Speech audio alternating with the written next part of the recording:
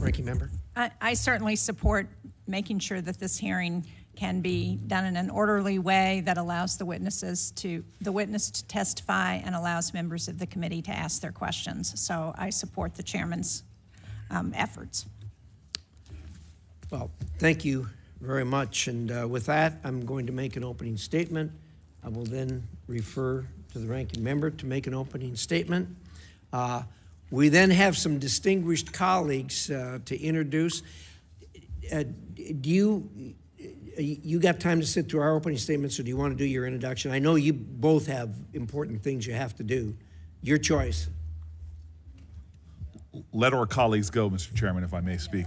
Let our colleagues go. Don't do that to them. It's not that we want you out of here, but... Right. Can we go? Shelley, go ahead. Thank you. Thank you, Chair Risch and Ranking Member Shaheen, for welcoming me to the committee. And I want to thank my good friend, Elise Stefanik, for honoring me today to have the privilege to introduce her before this distinguished committee.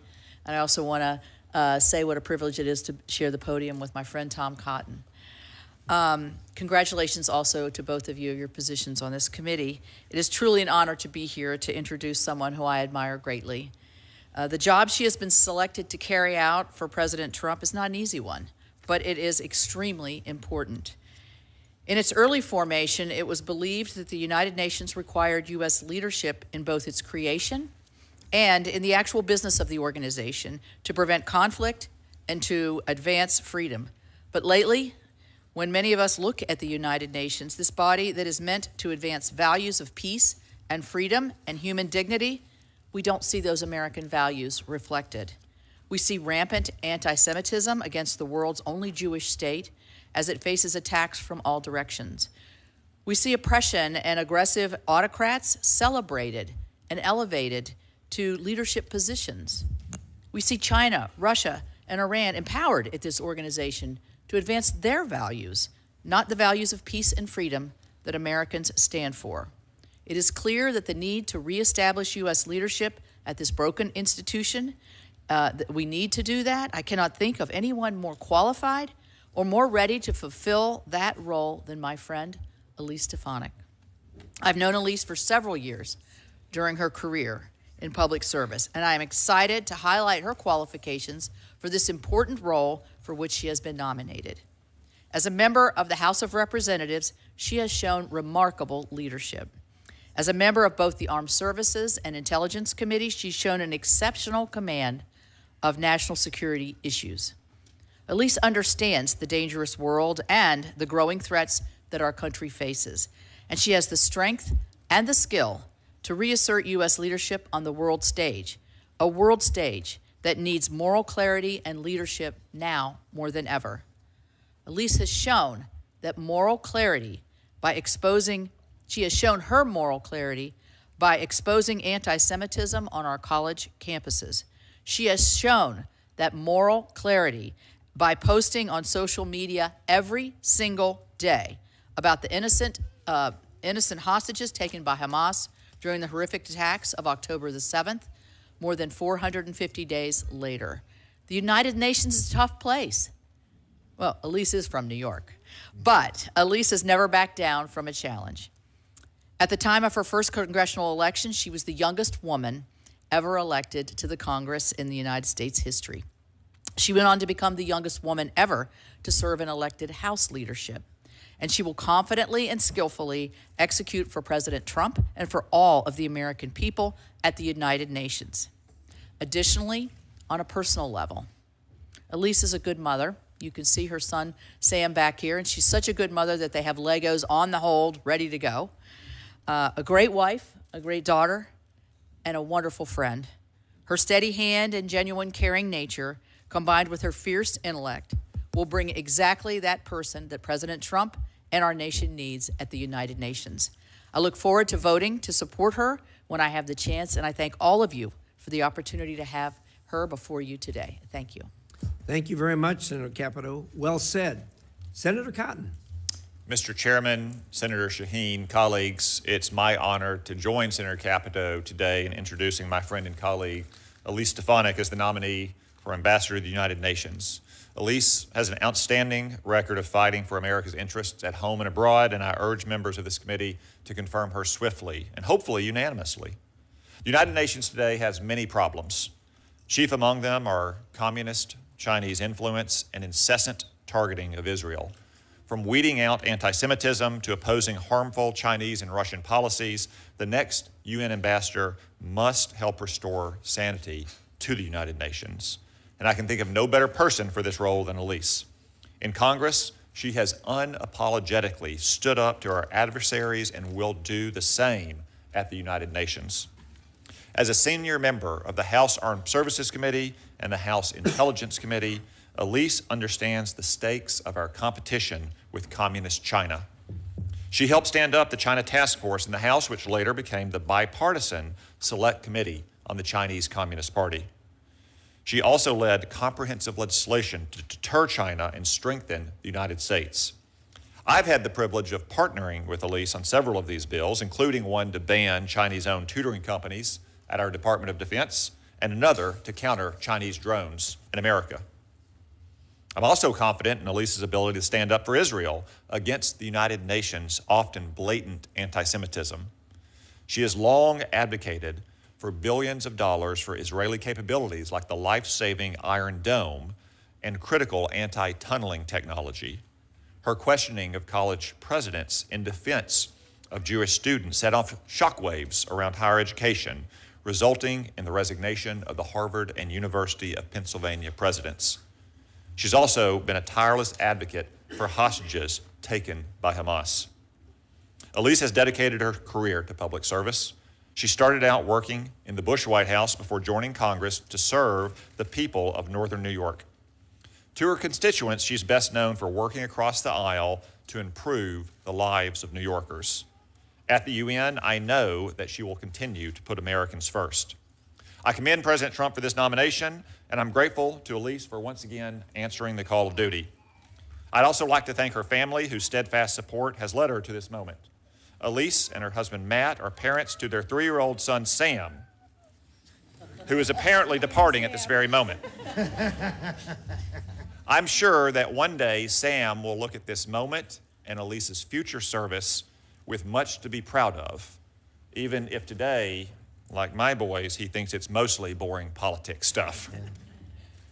So today I'm here to happily and proudly offer my strong support to this dedicated public servant and American patriot, our next ambassador to the United Nations, Elise Stefanik. She's the right person for the job, and I encourage all of my colleagues on the committee and in the Senate to process her nomination promptly and unanimously.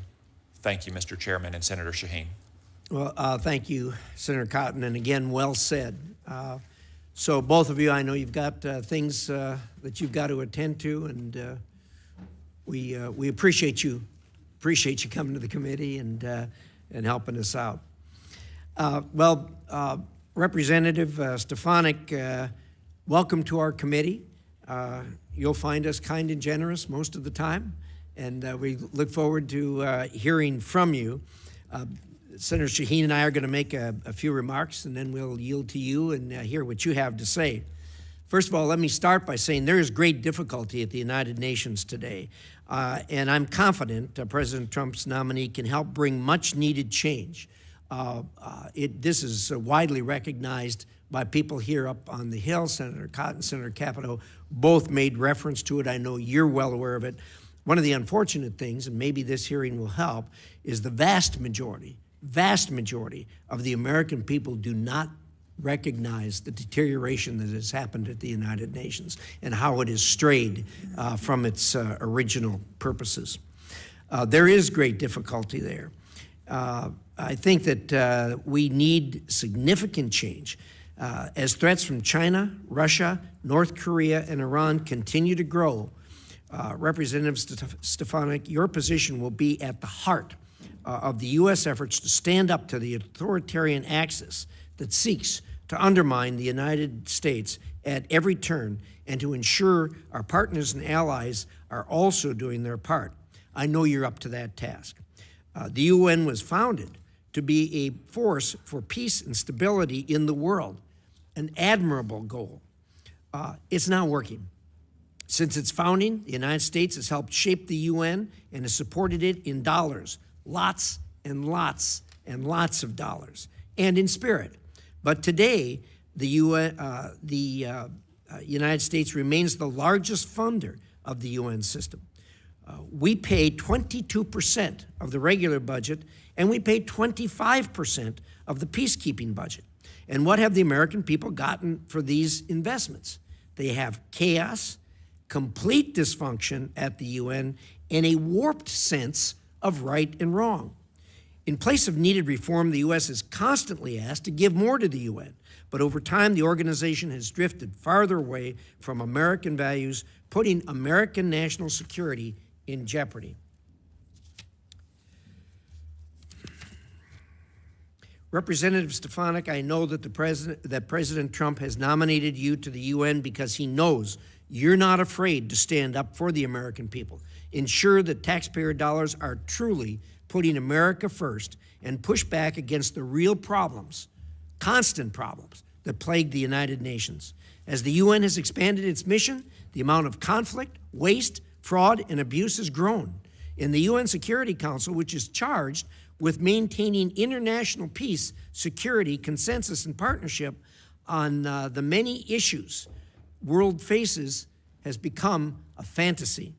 Critical issues that demand the Council's attention fall to the wayside. Accountability for Vladimir Putin's invasion of Ukraine, China's grotesque human rights abuses, genocide in the Sudan, regime change in Syria, all go unaddressed.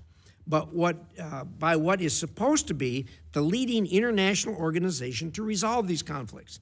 As the authoritarian axis grows and competes against democratic nations, the UN will descend back into the paralysis that has marked the Cold War if it continues on its course, which it has no indication it is changing.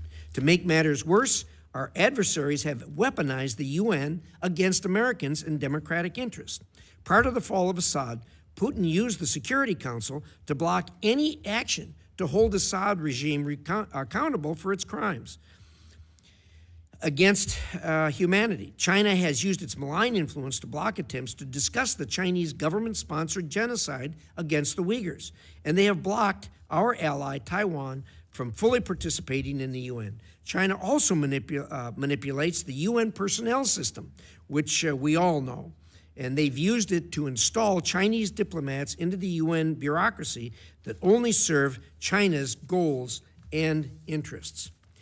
There is a deep, deep anti-Israel bias within the United Nations that has only grown stronger since Hamas's horrendous, unprovoked attack against Israel on October 7th. This sentiment was spearheaded by the UN Relief and Works Agency, UNRWA, which had numerous employees participate in October 7th terrorist attacks and allowed its schools and facilities to be used by Hamas. Remember, these are U.S. tax dollars that partially help fund UNRWA. For years, I have led my colleagues on legislation to end the U.S. contributions to this anti-Semitic organization, which openly employs terrorists. UNRWA must go.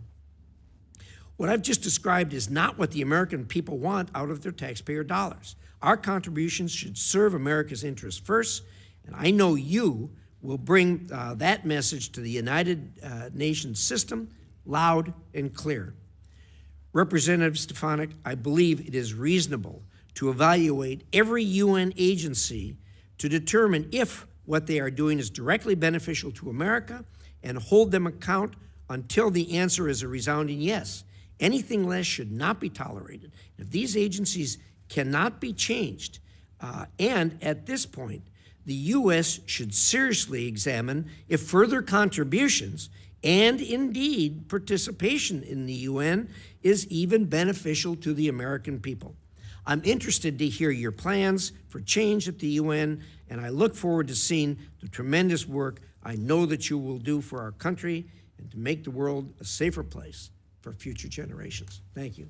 Senator Shaheen. Well, thank you, Mr. Chairman, and welcome, Congresswoman Stefanik. Welcome to your family, who's with you today as well. Now, whether fighting the spread of infectious diseases or stemming the flow of fentanyl that kills Americans, combating transnational crime that costs Americans billions of dollars, negotiating political settlements to dangerous conflicts, the work of the United Nations directly affects Americans all across this country. We benefit from UN peacekeeping missions that would otherwise fall to the American military. We are better off because of efforts to stabilize societies and provide life-saving assistance in places like Sudan, Syria, and Ukraine. And we don't just do this out of the goodness of our hearts. We fund these efforts because they make Americans, as Secretary Rubio said in his hearing, safer, stronger, and more prosperous. Equally important, if we don't do it, our adversaries and competitors will. Representative Stefanik, welcome again to this committee. Congratulations on your nomination to be U.S. Ambassador to the United Nations. From working in the Bush administration on the Domestic Policy Council to being the youngest woman elected to Congress, you have strong credentials and the relevant experience for this role. But today I'd really like to hear your vision for the United States at the United Nations. I've certainly taken note of the skepticism in the United Nations expressed by others in the incoming administration and also expressed by your introducers today and Chairman Risch. In the past, you have voted to defund the United Nations and its specialized agencies. Certainly, I would agree that the United Nations is an imperfect body, but the UN is also a force multiplier of American taxpayer money.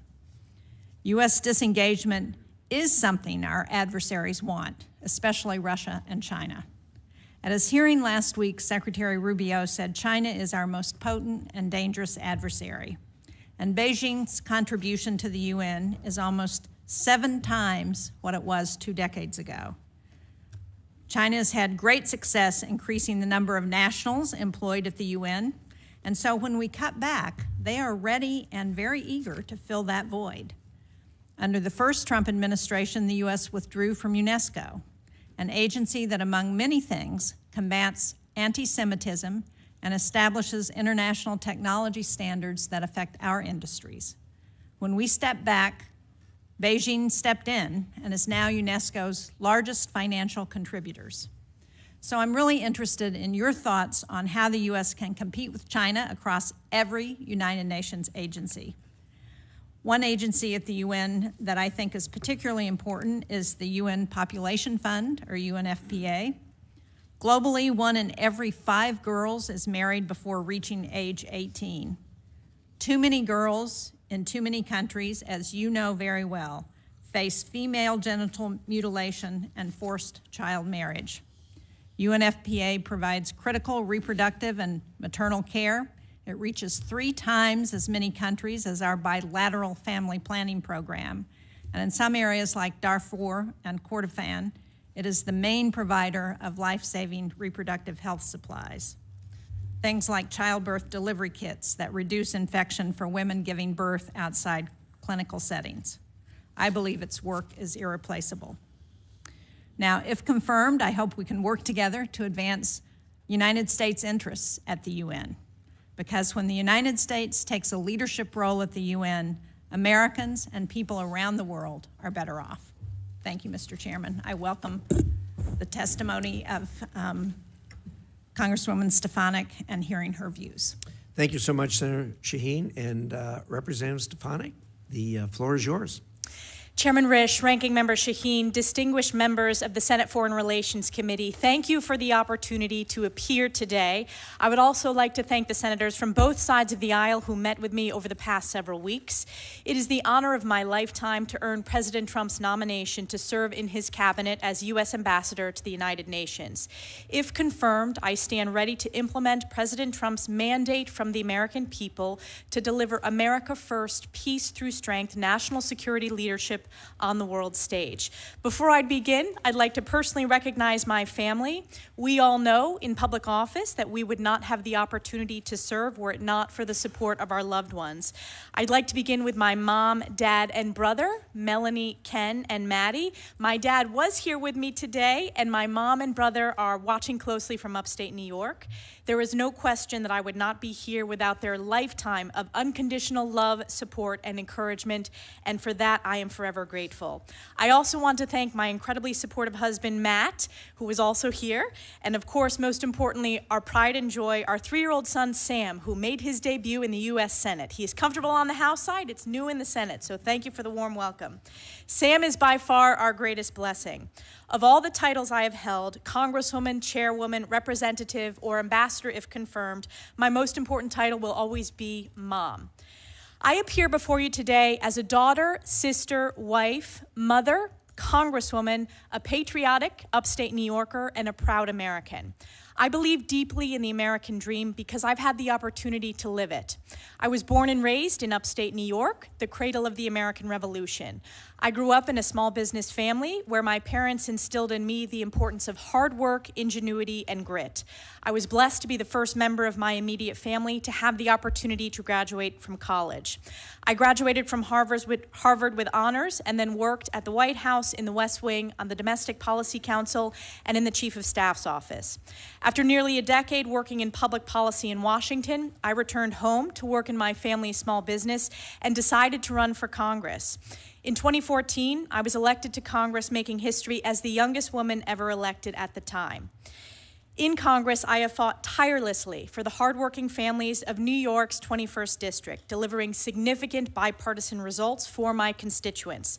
I was elected by my colleagues to serve as the House Republican Conference Chair, becoming the highest-ranking woman in Congress at the time and the youngest woman of either party to serve in top elected House leadership. And over the last decade, I have served on the House Armed Services Committee, the Intelligence Committee, the House Education and Workforce Committee, and I'm proud to be the longest-serving woman on both the Armed Services and Intelligence Committees. On these national security committees, I have legislated on a number of critical issues ranging from military readiness, emerging technologies like artificial intelligence, quantum computing, and cybersecurity, to missile defense. I have worked to enhance American intelligence capabilities, strengthen our alliances and partnerships, and deter our adversaries. On the Education Committee, I have been the leader in combating anti-Semitism in higher education. My oversight work led to the most viewed testimony in the history of Congress. This hearing with university presidents was heard around the world and viewed billions of times because it exposed the anti-Semitic rot in colleges and universities and was a watershed moment in American higher education. When discussing this nomination with President Trump, the president shared with me that he sees great promise in the United Nations if it focuses on its founding mission of international peace and security. President Trump has long advocated for peace and no new wars. He delivered the Abraham Accords, the largest step to regional peace in the Middle East in a quarter century. If confirmed, I will work to ensure that our mission to the United Nations serves the interests of the American people and represents President Trump's America First, Peace Through Strength foreign policy. As the world faces crisis after crisis, with hostages, including Americans, still held in Hamas's captivity, to national security challenges ranging from China, Russia, North Korea, and Iran, it has never been more critical for the United States to lead with strength and moral clarity. This is especially important regarding our most precious ally, Israel, who faced the bloodiest day for the Jewish people since the Holocaust on October 7th, 2023. As a member of Congress, I also understand deeply that we must be good stewards of U.S. taxpayer dollars. The U.S. is the largest contributor to the UN by far. Our tax dollars should not be complicit in propping up entities that are counter to American interests, anti-Semitic, or engaging in fraud, corruption, or terrorism. We must invest in programs to strengthen our national security and deliver results. To increase the efficacy of UN programs, we must drive reform. If confirmed, I will be the first UN ambassador in over 2 decades to come directly from Congress, and I have deep respect and understanding of the oversight and appropriations role of the legislative branch, and I look forward to using my strong House and Senate relationships to deliver these much-needed reforms. We are truly at a critical point in history. The world must be reminded of the key mission of the United Nations and America's role as its formative leader. Following the devastation, carnage, and Holocaust of World War II, the world was desperate for peace, stability, human rights and dignity, and world order. As outlined in Article 1, Chapter 1 of the UN Charter, the purpose of the United Nations is to maintain international peace and security, develop friendly relations among nations based on a shared respect for the principle of equal rights, solve international problems, and harmonize the actions of nations in the attainment of common ends. The UN has not lived up to this founding mission, and we must demand better. It is imperative to ensure strong American leadership at the United Nations. I share President Trump's vision of a UN reformed by strong America first, peace through strength, and a return to this founding mission of promoting peace and security around the world. In closing, I will forever be grateful to my constituents in New York's 21st District for giving me the opportunity to serve them as their voice at the highest levels of Congress. 10 years ago, upstate and North Country voters took a chance on a young, first-time, unknown candidate who very few believed could win. So I just want to thank the hardworking families, small businesses, farms, law enforcement officers, military families, veterans, seniors, so many with whom I've had worked so closely to deliver results on behalf of our communities. Thank you especially to my extraordinarily dedicated staff in both the district and in Washington offices for serving tirelessly for the past decade. If confirmed, my family and I are excited for this next chapter to serve on President Trump's cabinet in this role, and I commit to the American people that I will work my very hardest in the coming years to lead with moral clarity and American values. Thank you, and I look forward to your questions. Thank you very much, Congressman. We appreciate those remarks, and what we're going to do now is we're going to do a round of questions. We're going to do 5-minute questions. The ranking member and I have discussed that and agreed to that. That doesn't mean that doesn't mean it's going to end it. We're going to attempt to do another 5-minute round for those who are anxious to have more questions answered. So with that, let me start. First of all, I was impressed to hear what President Trump has always insisted on and has certainly talked to us about, and that is the fact that the founding mission of the UN is such a bright and brilliant light. The difficulty is the execution of their mission bears no resemblance to what their original mission was, which is really unfortunate. And we have in the past, and I hope in the future, rely more and more on doing bilateral and multilateral agreements with other countries without the United Nations, and to perform some of the things that the United Nations is attempting to do ourselves. We're the United States of America, we can do anything. And we certainly can perform those functions. The best example I can give you is the Abraham Accords. The Abraham Accords are probably going to be looked at in history as a turning point in the Middle East. It was done under President Trump last time. It was President Trump's administration who was the leading force on this, and the United Nations had absolutely nothing to do with it. And it is a great success in the Middle East, or a place where you see very few great successes. So we can do these things. We put a tremendous amount of money into the United Nations to do things that we can do. For instance, feeding folks. We do a lot of it ourselves through USAID, but we do a lot through the UN. In doing that, the UN has hired, for instance, UNRWA to do it, an organization I don't want anything to do with. I don't want any connection to UNRWA, and yet here we are working with them. So I think there's a lot of things that we can do to start with that will ratchet down the number of people that are clogging the New York streets up there with employees from other places. and make it a mission that's our own. Your thoughts?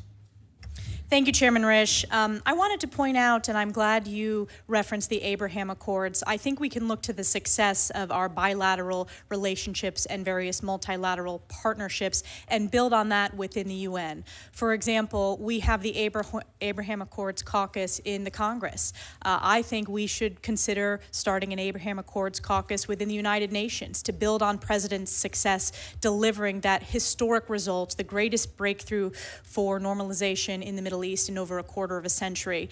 I do share your commitment, Chairman Risch, to being good stewards of U.S. taxpayer dollars and ensuring all of our investments to any foreign policy strategy, and this goes hand in hand what Secretary Rubio testified, represents our American interests. Does it make America safer? Does it make America stronger? And does it make America more prosperous? So I hope to work effectively with this committee, our oversight members and our appropriators to ensure that we deliver reform and ensure that each dollar is going to strengthen our national security. I think we can look to the programs that are successes, which typically have strong American leadership and voluntary funding. One example is the World Food Program, which has significant bipartisan support on this committee in both chambers of Congress, and it's supported by the American people. And oftentimes, the most successful agencies within the UN, they have transparency, accountability standards, and are led either with strong American leadership or allied countries. So that's a bit of feedback to your question. Well, thank you. I appreciate that. Just very quickly, one of the things that has really concerned me in recent years is we keep getting outvoted at the UN. And it turns out that every country has one vote. And then when you look around and you look at these countries that are voting against us, you find out that you got the Chinese in there spreading money throughout their government, to individuals in their government, to projects in these dinky little countries, and they buy their vote. This is a real problem, and it's a kind of thing that gets us to the point where we can't even get a resolution that condemns Russia for their invasion of Ukraine in absolute violation of the foundations of the United Nations. And when the Secretary General comes to see me, I always crank on him and say, look, you guys can't even get a resolution condemning this. What are you doing for us? How are you making this work? And I get a word salad in response. Your thoughts on this problem with the Chinese buying off these smaller countries? It is no question, Chairman Risch, that the CCP has made significant inroads. This is a long-term strategy that they have at the United Nations, and we need to have strong American leadership working with our allies to push back on this. As you pointed out, every country, no matter what its size, gets one vote.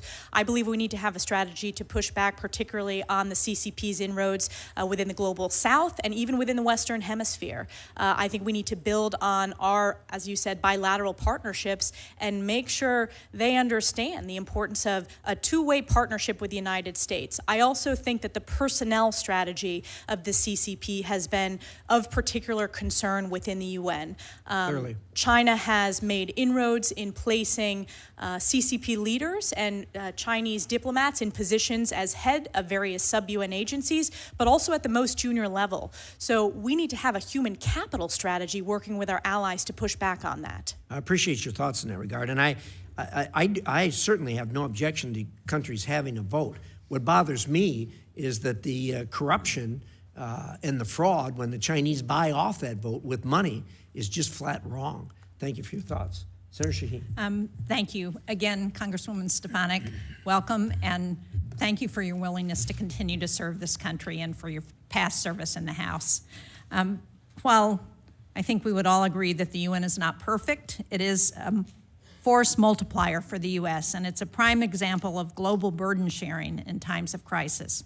I was pleased to see that the Trump administration will maintain this position, U.S. Ambassador to the United Nations, as a cabinet-level position. Now,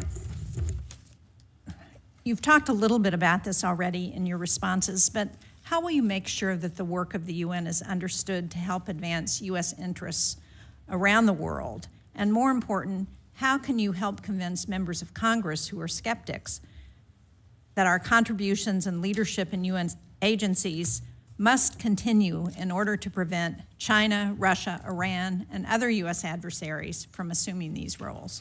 Thank you so much, Ranking Member Shaheen. I appreciated our opportunity to visit ahead of time. I will start with your question related to how we convince the American people and elected officials of the importance of investments. I think, as I pointed out to Chairman Risch, doing a review of all of our dollars going into various UN agencies and looking at what are most effective. Typically, UNICEF is another example, in addition to World Food Program. We voluntarily commit, it maintains bipartisan support, and it delivered significant results for millions around the globe, and it strengthens our national security. So when it comes to those key questions, does it make America safer, stronger, and more prosperous? I believe those are examples of programs that do. I clearly think there are certain programs that are not meeting the mission of the UN, the founding principles. UNRWA is an example, and we will likely have a policy disagreement upon that. But I think we need to roll our sleeves up, deliver reforms, and make sure that our dollars are going to programs within the UN that work, that have a basis in the rule of law, that have a basis in transparency and accountability, and strengthen our national security and our partnerships. Well, thank you. I would point out that right now we're not funding UNRWA. Absolutely, and I voted to defund UNRWA. One of the things I talked about in my opening statement was UNFPA. So the opportunity to provide family planning, maternal health care, midwife training, interventions to halt child marriage, to address the practice of female genital mutilation, and to help ensure healthy families. Will you commit to personally reviewing UNFPA's work before the administration makes any decision about invoking the Kim Kasten law?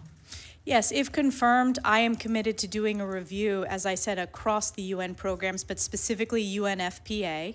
I think it's very important that we do a full review, as the President announced the executive order today as well regarding all of foreign aid, and I would make sure that we are being good stewards of U.S. taxpayer dollars. I do want to point out I have a very strong record when it comes to standing up for women's health issues, particularly addressing maternal mortality rates, addressing pre- and postnatal care, addressing infant malnutrition, and I think that is very important, and that you have my commitment to do that review if confirmed. Well, thank you. I appreciate your record on that, and I think it's very important to remind everyone that women make up half of the world's population, and we need to do what we can to ensure that their health is also protected. In April, you said that Vladimir Putin's war in Ukraine constituted genocide, April of 2022. You called for the delivery of security assistance to Ukraine. At the UN, we've seen inconsistent support for Ukraine.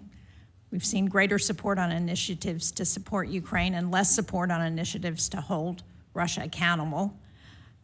If confirmed, can you talk about how you might use your role as UN ambassador to address and punish Russia's ongoing attempted genocide in Ukraine? I support President Trump's commitment to bringing this war to a resolution, to stop the killing, and he campaigned on that issue, and he feels very deeply, and I support that. And I believe it falls squarely in line with the founding mission of the United Nations to bring international peace and security. If you look at my record over the course of my time on the House Armed Services Committee and the House Intelligence Committee, I have a very strong record when it comes to deterring Russia, pushing back on Russia, including during President Trump's term, voting for defensive lethal aid to Ukraine. I believe peace through strength is our strongest deterrence, and I'm very proud that during President Trump's first term, it was the only president where Putin did not invade another country because of that strong peace through strength leadership and the rebuilding that we passed through the National Defense Authorization Act and President Trump signed into law. So I think our effort should be my effort will be supporting President Trump's mission to bring that to a resolution and to deter Russia in the long term. And so how do we hold Russia accountable for some of the human rights abuses that have happened in Ukraine, for their destruction of infrastructure in the country, for the lives that are lost? Clearly, this is a war that is only Vladimir Putin's initiative that has started. So Are there things we can do at the UN that will hold Russia accountable? Certainly, it's going to be important to support President Trump's approach with his special envoy to address and bring that to a resolution. And I will work with the National Security Council and my colleagues in the cabinet who sit in the national security spaces to use this position at the United Nations to support his strategy and give him maximum flexibility to bring this to a resolution. Thank you. Thank you, Mr. Chairman. Thank you. Senator Ricketts. Thank you, Mr. Chairman. Congresswoman Stefanik, welcome to the committee, and thank you very much for stopping by my office so we could have a chance to talk before this committee. And I really appreciate your service to our country and look forward to the strong credentials you bring to the table to be our UN ambassador. Winston Churchill said that the UN was set up not to get us to heaven, but only to save us from hell. And we've talked about the corruption that's going on there, the mismanagement, the rot, and so forth. And you've mentioned already this concept that we have to have reform there. That's going to be very important. And we've also talked about how much American taxpayers put into the UN, $18 billion a year. And to put that in perspective, in 2022, that was more than 185 other member nations combined. Chairman Risch mentioned what the percentages of 22% of their overall budget most recently and so forth. So we invest a lot there. We've talked about these reforms. Do you believe that we can leverage the money that we're putting into the UN to drive the reforms? So for example, can we say to the UN, hey, we're going to put money into these programs if, for example, they establish some of the transparency you were talking about. And if you don't do that, we're pulling our money out. Is that one of the ways that we can drive reforms? Absolutely, and I believe we have to. We owe that to American taxpayers to ensure that all of our dollars and investment represent our values and answer the key questions of, does it make America safer, stronger, and more prosperous? So that is really important to me as an elected official currently, representing. I understand we have to be good stewards of U.S. taxpayer dollars. So I think that is a key tool for us to demand greater reforms and transparency. Great. One of the other things that we've also talked about as well is how Communist China has used the UN to push its interests, and the chairman laid out some of the problems with what Communist China is doing. What can we do to be able to get more U.S. leadership into these different committees to kind of combat that? We need to have a strategy, and this came up in virtually every conversation with senators from both sides of the aisle, and it needs to be a long-term strategy working closely with our allies and our partners, both at the most junior levels and at the more senior levels within the UN. We need to make sure that we're running candidates, either American or allied nations, in the elections process for key leadership posts within the UN system. We need to pay particular attention, I believe, to the technical organizations, whether it's telecommunications, whether it's civil aviation. And another way is we need to ensure Taiwan has maximum meaningful participation in international organizations. I also believe it's important to ensure that the language, because we have seen China trying to insert their specific language, which is counter to our values, we need to have very strong Mandarin expertise and really keep a close eye on that as well in all the documents and statements coming out of the UN system writ large. So do you have specific plans to be able to start recruiting more Americans or allied nations people into the UN to be able to do it? And I'm going to kind of add on to that, because if you go back to, I think, between 2009 and 2021, the Communist China has increased its employment of its nationals in the UN by 85%. So it's not just about leadership of different agencies, but it's also about how many people just work there in the UN that, of course, we'd be naive to think that they're not driving Communist China's agenda through the UN, whatever role they have. So can you talk a little about how the strategy for getting more people leadership, but also how do we recruit more Americans or other allied people just to do the work of the regular UN? I think we have to have a mission to recruit at the most junior levels to work their way up into the system. I also think we need to have a strategy working with Secretary Rubio to ensure that we have the highest caliber, which we do, of course, in terms of those that are serving at the UN mission, and also provide that expertise of challenges within the Indo-PACOM region. I think that is very important, and I intend to also have opportunities to partner with, whether it's higher education institutions, whether it's private sector, whether it's opportunities in each of your states or each of House members' districts for ideas that we can help address this long-term personnel challenge. Yeah, I think that's going to be a key thing for us to be able to reach out and find new ways to be able to recruit people in, because if we don't have our people in the UN, we're just leaving it open to communist China to be able to do what they're doing. And this is one of the ways they're trying to displace us as the world power, as Xi Jinping has laid out very clearly that he wants to do. So I look forward to potentially another round of questioning. So thank you, Mr. Chairman. Thank you very much, Senator Ricketts. Senator Coons. Thank you, Mr. Chairman, and thank you, Congresswoman, for your willingness to continue serving. My welcome to your family, to Matt and to Sam, who I hope will get to enjoy some of this hearing in person. And I enjoyed our conversation and look forward to working with you. I'll just continue briefly on the conversation you were just having with Senator Ricketts. I think our global network of alliances and partnerships and our values are critical to our strength, stability, prosperity, our security. And we've got a global network of allies. China does not. They have nervous neighbors, they have client states, they use coercion, but they do not have genuine allies, as we do. And so they have made a concerted effort to use the UN system to advance their interests, both their different idea and standards for human rights. We believe in an individual right to liberty. They talk about collective rights. We have different standards. We want 6G to be built out on US and Western friendly standards. They want their standards. So I couldn't agree with you more that fighting for leadership of technical organizations.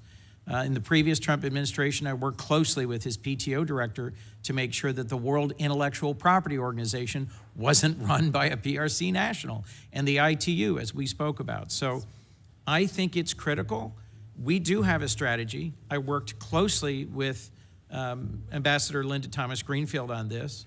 As the chair of the appropriating subcommittee, Senator Graham and I worked well together with her to increase funding for junior professional officers, to increase funding for the US-UN mission.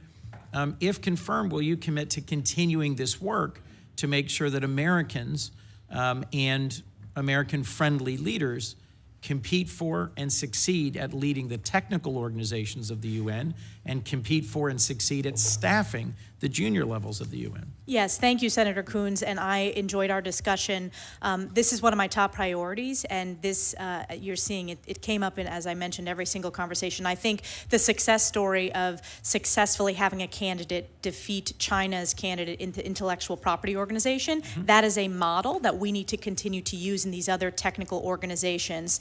And that is, there is bipartisan support. As Tom Cotton mentioned in his opening statement, I was one of the founding members of the China Task Force, which of course led to the setting up of the bipartisan China Select Committee. So there's bipartisan interest, and I also support your approach of strengthening and building on our strong alliances, whether it is AUKUS, whether it is building on the relationships within the Quad, whether it's ASEAN. We have an opportunity to build on those organizations, I think, as partnered within the UN system. Chairman Risch referenced the sometimes frustrating dysfunction of the UN Security Council, the fact that both Russia and China have used it to block accountability measures.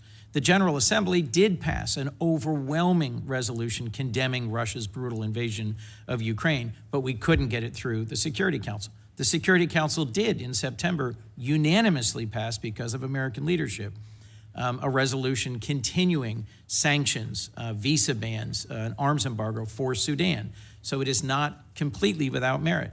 But one of the things the Biden administration advanced was UN Security Council reform to broaden its membership, as you referenced, to include the Global South and to try and move the Security Council more into a functional body. What are your views on what you should do to continue that agenda? Certainly when it comes to UN Security Council reform, it is very complex. It is very challenging with both Russia and China and the veto on the P5. I would want to work with this committee and, of course, the president primarily on any proposals for UN Security Council reform.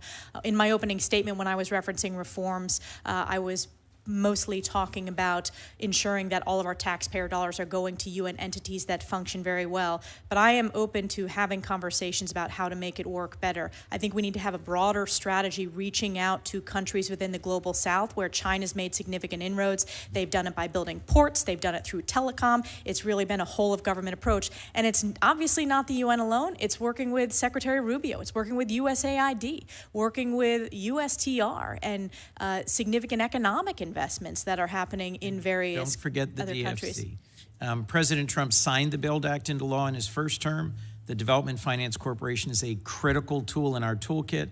Before I conclude, I just want to raise my profound concern about an executive order signed yesterday by President Trump that puts a 90-day pause on all development assistance without clarifying the scope of that.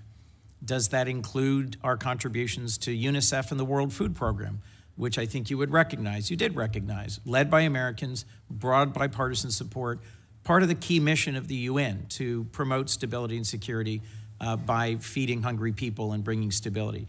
Does that include USAID's support to Ukraine's energy grid as Putin continues to hammer civilians through attacks on the energy grid? AID's support for getting energy back online in the midst of winter in Ukraine is pretty critical. Does it include Jordan? A sea of stability in a whole area of chaos. Will development assistance be frozen for 90 days to Ukraine, to our development partnership in the Philippines and the Luzon corridor to compete with China's influence in the region, to Jordan? I hope we can work together to get some clarity, and I hope where there are obvious partnerships that do advance American national interests, that they will move forward quickly. Thank you. Thank you, Senator Coons. Thank you, Senator McCormick. Congresswoman, it's good to see you again.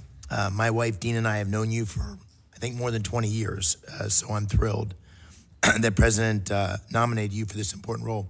Forgive my voice. I think I've been celebrating making America great again a little too much.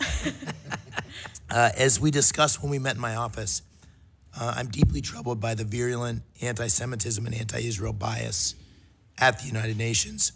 And since Hamas's brutal massacre on October 7th, the Jewish community in Pennsylvania and across our country has seen an explosion in hate.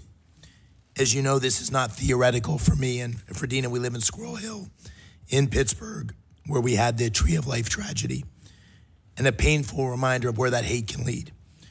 In Congress, you've done an incredible job of pushing back against anti-Semitism in our nation's institutions.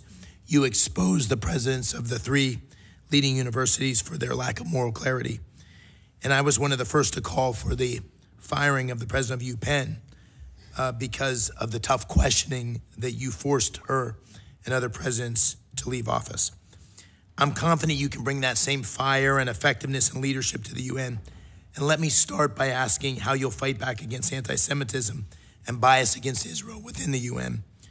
Hamas terrorists have been operating with impunity from UNRWA facilities, and UNRWA employees even participated in the massacre on October 7th. So beyond funding, how will you work with our allies to end UNRWA's mandate and shift legitimate humanitarian functions to other UN organs or trusted NGOs? Thank you so much, Senator McCormick, and thank you for your leadership combating anti-Semitism. I know it's important to the American people and it's important to Pennsylvanians, and something that I am deeply committed to doing in this role. It's one of the reasons why in my conversation with President Trump, I was interested in this position, because if you look at the anti-Semitic rot within the United Nations, there are more resolutions targeting Israel than any other country, any other crisis combined. And we have significant national Security Councils, the anti-Semitism, whether it's UN Women failing to condemn Hamas's terrorist attack and terrorist regime against innocent civilian women, using rape and targeting women specifically, taking them hostage. I am overjoyed that those 3 young women hostages were returned home. We need to stay committed to ensuring every hostage is brought home. I've met with many hostage families. This position, we need to be a voice of moral clarity on the UN Security Council and at the United Nations at large for the world to hear the importance of standing with Israel. And I intend to do that. This year will mark the 50th year since the disgraceful Zionism is Racism resolution at the United Nations. And at the time, our U.S. Ambassador, Daniel Patrick Moynihan, spoke out strongly against that disgraceful resolution. That is the type of leadership that I hope to bring, if confirmed, to the United Nations. And President Trump has a tremendous record when it comes to standing with Israel, whether it's the Abraham Accords, whether it's his commitment to combating anti-Semitism, or recognizing Jerusalem as the eternal capital of Israel. This is a strong, strong record, and I hope to do that at the UN if confirmed. Thank you. As is already noted, the Chinese Communist Party has a deliberate strategy to use the UN Human Rights Council and other parts of the UN system to propagate its false narrative on human rights and legitimize its authoritarian agenda. How will you push back on the CCP's attempts to co-opt international institutions like the UN to undermine U.S. interest? Thank you. As you can see, there's quite a theme here with many senators raising this deep concern about CCP's inroads and China's inroads broadly in international organizations. I think it goes back to working with our partners and allies, making sure that we are strengthening those relationships, that we are ensuring that we have a strategy to ensure that the CCP is not able to make inroads at the most senior levels of these technical organizations and of agencies across the UN writ large. This was another of my top priorities that I expressed in each and every meeting with all of the senators from both sides of the aisle. Thank you, and I'll try to squeeze in one last question. I was so glad that President Trump withdrew from the UN climate accords last night. How will you advocate for American energy dominance and an all of the above approach to energy security at the UN? Again, I want to make sure that we're representing American values, American interest. I am the United States ambassador, if confirmed, to the United Nations, and that means supporting strong American energy dominance and not giving a free pass to the biggest polluters like China in the world. When we have the cleanest water, the cleanest air, and the best record when it comes to an all-of-the-above energy approach, moving back to the successful policies of President Trump in his first term, when not only was America energy independent, we were energy dominant. So that is my commitment. Thank you. Thank you, Senator McCormick. Senator Kane. Thank you, Mr. Chair, and congratulations, Representative Stefanik, for the nomination. I really appreciated the meeting that we had in our office. You and I have some political differences, of course, but we talked that day about items on which we agree. We had some on which we disagreed, and we had a couple of others where you said your position is one that President Trump doesn't agree with. And I like that candor, and I like the fact that we had a good exchange. I'm grappling with that and some of the partisan comments you've made in the past. An article that I'd like to put in the record, National Public Radio article, How the Replacement Theory Went Mainstream on the Political Right, from May of 2022. On Monday morning, Stefanik tweeted, "Democrats desperately want wide open borders and mass amnesty for illegals, allowing them to vote." I'd like to put that in the record. Without objection, it will be included. Now, that was a campaign tweet, and I can separate campaign rhetoric from governing rhetoric. I don't view things like that as disqualifying. They do raise questions. But at least we had a good meeting. We talked about important issues and shared ideas. I'm going to say something here that I wish I could have said at an Armed Services Committee hearing, but we had it in closed session. All of the Trump nominees who come before the committees on which I sit have agreed to meet with me, save one. The Secretary of Defense nominee, Pete Hegseth. He's written that he thinks Democrats are evil. He's written that he thinks Democrats are the adversary. And he refused to meet with any Democrat on the Armed Services Committee, save the chairman. Save the chairman. Yesterday, in a closed hearing, we were asked to forward his nomination to the floor, even though it had not been pending to the committee for sufficient time.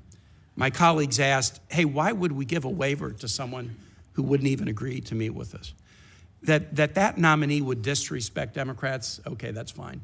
But I didn't think my committee colleagues on the Armed Services Committee would have disrespected us.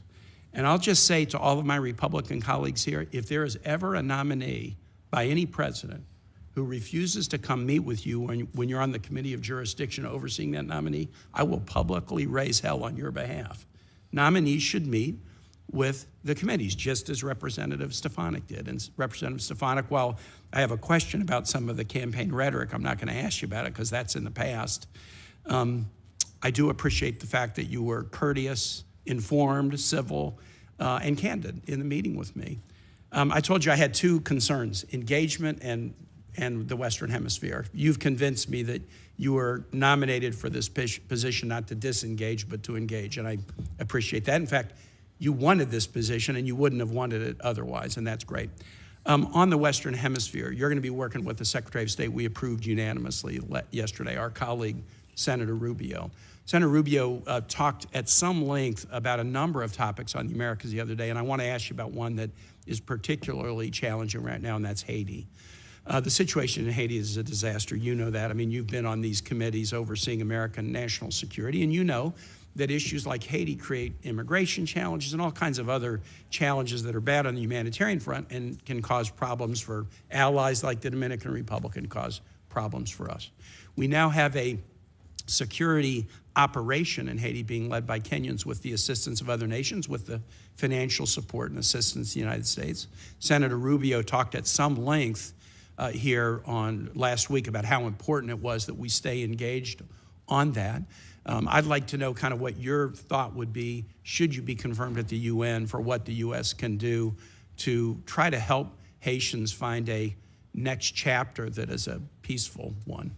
Yes, thank you, Senator Kaine. Appreciate the opportunity to sit down with you. I know we serve on the National Endowment for Democracy together, and there's been significant bipartisan results delivered through that program funded by Congress. I wanted to just point out, I stand strongly for border security. And that was what the tweet you referenced was related to. And I would point out that in the sector that I represent, the Swanton sector, there was a Border Patrol officer killed in the last 24 hours. Are there any Democratic senators that you think are for open border and mass amnesty for illegal undocumented Well, people? I would point out that Democratic think tanks and rhetorics have talked I'm asking about senators. Any Democratic senators you would level that charge against? I think there are Democrat senators who have supported open borders. What I was doing is clarifying when you pointed out a headline from an article. Not a headline, a quote of yours. What which was related to border security, and we just had an overwhelming popular vote for President Trump, where border security was top of the mind. Well, I think it's important to note, I do stand by my rhetoric standing up for strong borders, and the American people overwhelmingly support that. Related to your question related to Haiti. My time is over, so let me just conclude and say this. When I've been on this committee and in the Senate, I was part of a bipartisan deal that put $46 billion of border security on the table that the House Republican majority killed, and another deal that put $25 billion of border security on the table in 2018 that President Trump killed. And I was just part of a bipartisan deal in the last year that was significant about bipartisan border security on the border that President Trump killed. The notion that Democratic senators are for open borders and allowing illegal aliens to vote is a fantasy. And so I really appreciate the opportunity to meet with you, but now I have questions about if you'd fall for a fantasy. I'm going to have that to ponder that, and I yield back, Mr. Chair. I do want to address that, Chairman Mish, if you give me the latitude to do so. We are very proud that on the House side we passed H.R. 2, the most significant border security package that Chuck Schumer failed to bring up in the Senate. That would return to the effective policies of President Trump. And again, the American people voted loudly and clearly when it came to securing our borders and the failures of the past 4 years. I'm not going to apologize for my commitment to securing the border when I represent a significant part of the U.S. A major sector, the Swanton sector, where we've had a skyrocketing of illegals crossing there. On the issue of Haiti, which I think is important, and it is a bipartisan concern, obviously it's a humanitarian significant challenge in our hemisphere.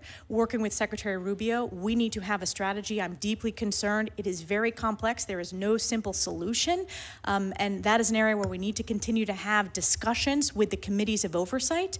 I'm very concerned on the Intelligence Committee briefings I've received about the crisis in Haiti, so I look to work with Secretary Rubio to support his commitment to the Western Hemisphere, specifically the complexities of the humanitarian challenges within Haiti. Senator Hagerty. Thank you, Mr. Chairman. And Congressman Stefanik, I just want to congratulate you for being here.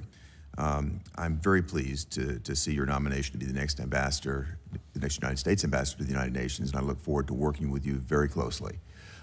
Before I get into specific questions, I'd like to just ask you a very broad one in terms of what your vision is for the U.S. mission to the United Nations, and in terms of our posture at the outset going in, and then where you'd like to see it 4 years later. Thank you so much, Senator Hagerty. It is great to have worked with you over the past few years and your expertise, both having served as an ambassador in the first Trump administration and your incredible work in the U.S. Senate on this committee.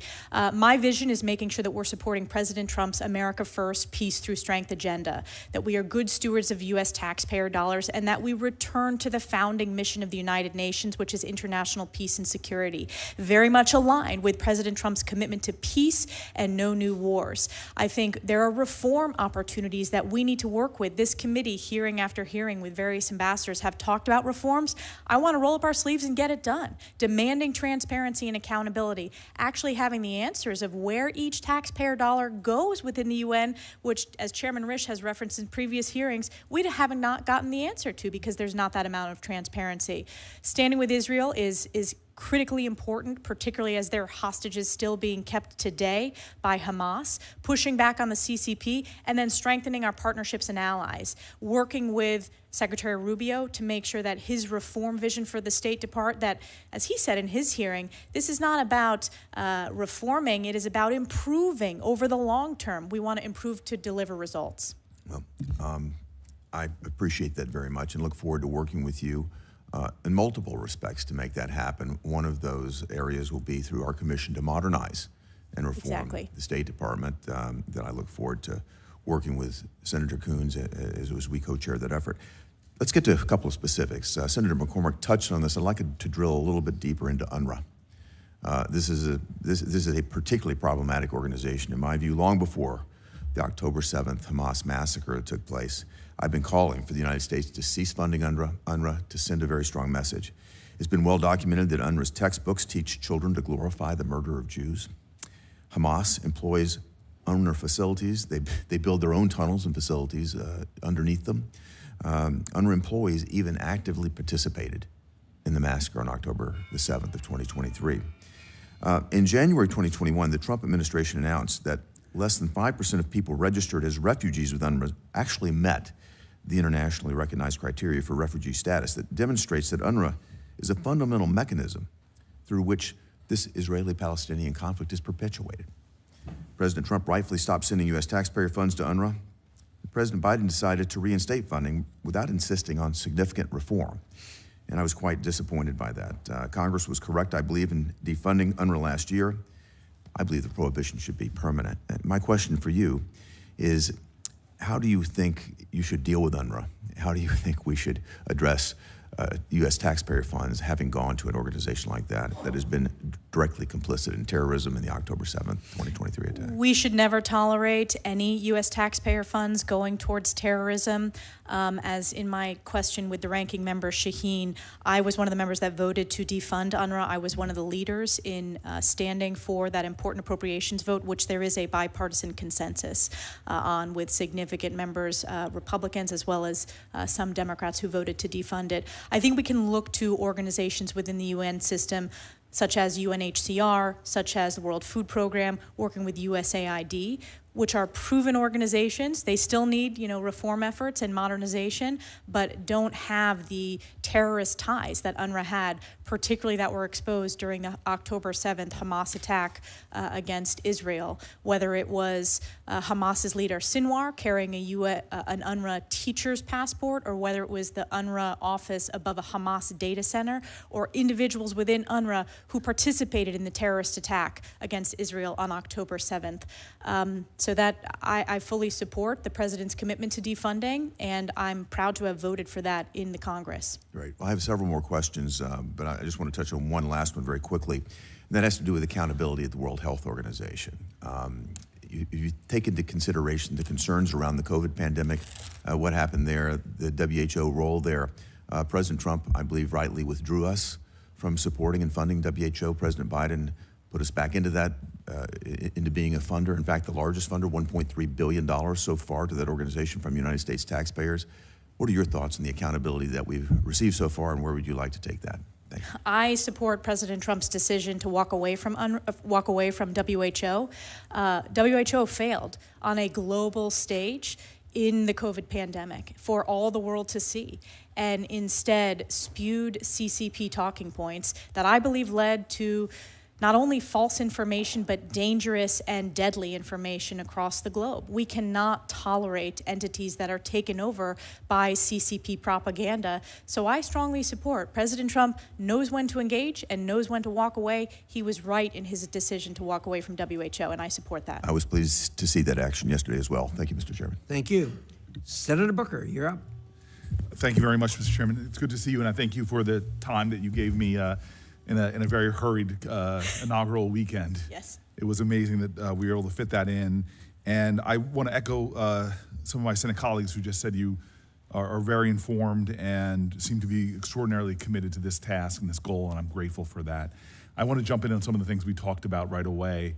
I'm so grateful for Senator Kaine bringing up Haiti and the importance for us to come up with some bipartisan foreign policy agenda or strategy to deal with that crisis there. I want to bring attention to the conflict in Sudan, which has created the largest and fastest growing humanitarian crisis in the world. We see right now tens of millions of people in need of assistance. The humanitarian crisis from hunger and malnutrition all the way to political destabilization in neighboring nations like Egypt, which are seeing this extraordinary overflow of urgencies as a result of the immigration and displaced people that are landing in that country. I'm deeply concerned about recent reporting from the New York Times stating that the SAF has used chemical weapons on at least 2 occasions. And I am really believing that we are lacking the kind of pressure on a lot of our allies and other nations that are involved in this conflict. And so this is a real time for, and as I talked about now, Secretary of State Rubio, about really aligning a diplomatic strategy in trying to bring about an end to this conflict, which will not be solved ultimately through the use of military conflict and needs a diplomatic solution. And so for now, in the short term, the need to protect civilians is paramount. And this is an issue where obviously, should you be confirmed, you can lead. And I think, in my opinion, one of the things that it's been lacking from is just a general prioritization. So first and foremost, will you commit to prioritizing Sudan and an end to this horrific humanitarian crisis and politically destabilizing reality we see now? Yes, absolutely. And I think that's one of the great responsibilities of this role is prioritization of what we speak out against on the world stage at the United Nations. And I'm grateful for this committee's bipartisan work on the Sudan Accountability Act. The special envoy position is very important, and raising the awareness within the public of how significant this humanitarian crisis is. And the challenge we have is there's implicated nations in supplying arms to this conflict. I'm wondering if you have some thoughts about how you could use your position to try to bring about an end of the cooperative parties that are fueling the conflict. Absolutely. I mean, we will have to have strong conversations led by the President and Secretary Rubio with the UAE, the Egyptians, the Saudis, and that will be critical. I'm not going to get ahead of the Secretary of State and the President, but certainly will be supporting them at the UN mission to do so. Okay, and then just the ideas of refugee assistance in the area and some of the specific, as we talked about, some of the specific UN agencies that really are the lead in providing that. And it's concerning to me, and I know I heard Senator Coons point this out, this idea of pausing some of this aid at this time for 3 months could have sort of a cataclysmic impact, not just on the humanitarian crisis, but also on the stability of some of our allies in that region. Specifically from the Chad-Sudan border to Egypt as well. Some of the life-saving work done by UNHCR, the World Food Program, and more. And I'm just wondering if you could share with the committee some of your thoughts about how to navigate the urgent importance of these UN agencies and their ongoing work. I think, again, World Food Program is a very successful program. It's results-focused. Its significant voluntary funding piece is a testament to that and the significant bipartisan support, and it is beneficial to America from a national security perspective, but also from an agricultural perspective, from an agribusiness manufacturing perspective as well, an American workforce perspective. So I think we need to look at all of our programs, do an assessment of, do they answer the questions of, does it make America stronger, safer, more prosperous? That should be our guiding light, and America First, peace through strength.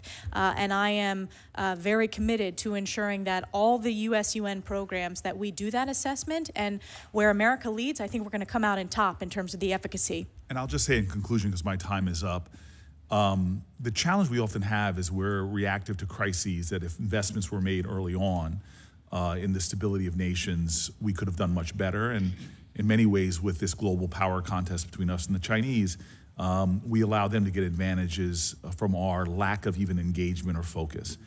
The continent of Africa is the future in terms of humanity. 1 out of every 4 people on the planet Earth will be from the African continent by 2050. It seems that the Russians and the Chinese understand that because they're playing large and significant, and I would say a profoundly disrupting force there.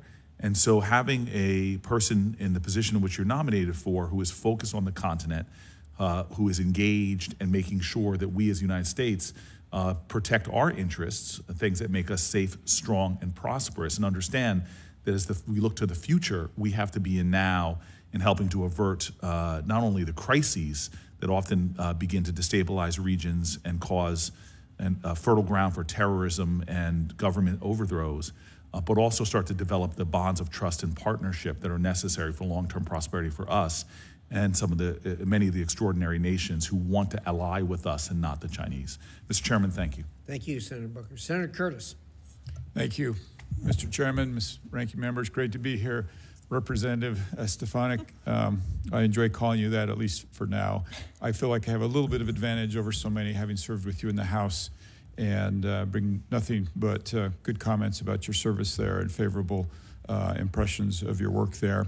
Also enjoyed serving with you on the first China Task Force, and appreciate your work in protecting Taiwan and protecting Israel.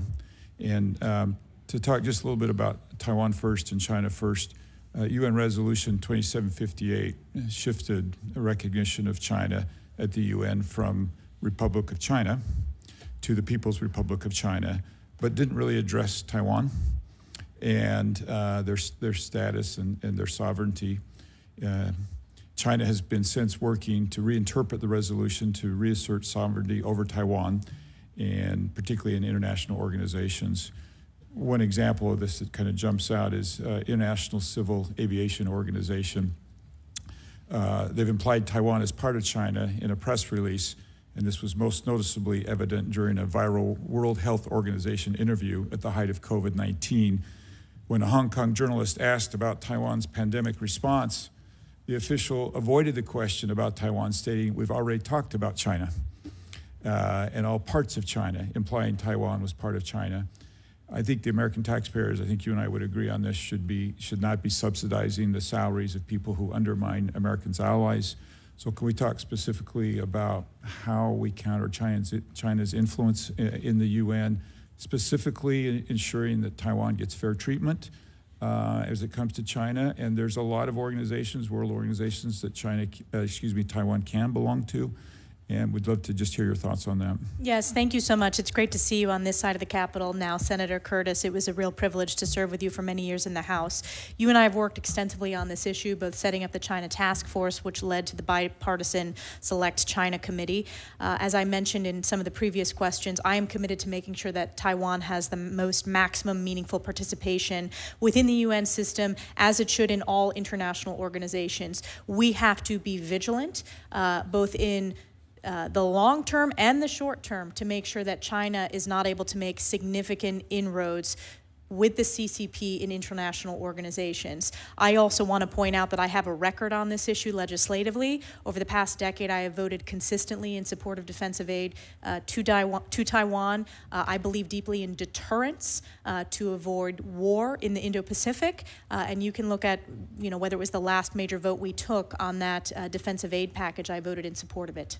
Yeah, thank you, and would love to help you in those efforts. I think it's very important for the U.S. and for our taxpayers. I sponsored a bill over in the House that would actually require the State Department to rank the agencies in the UN by order of importance.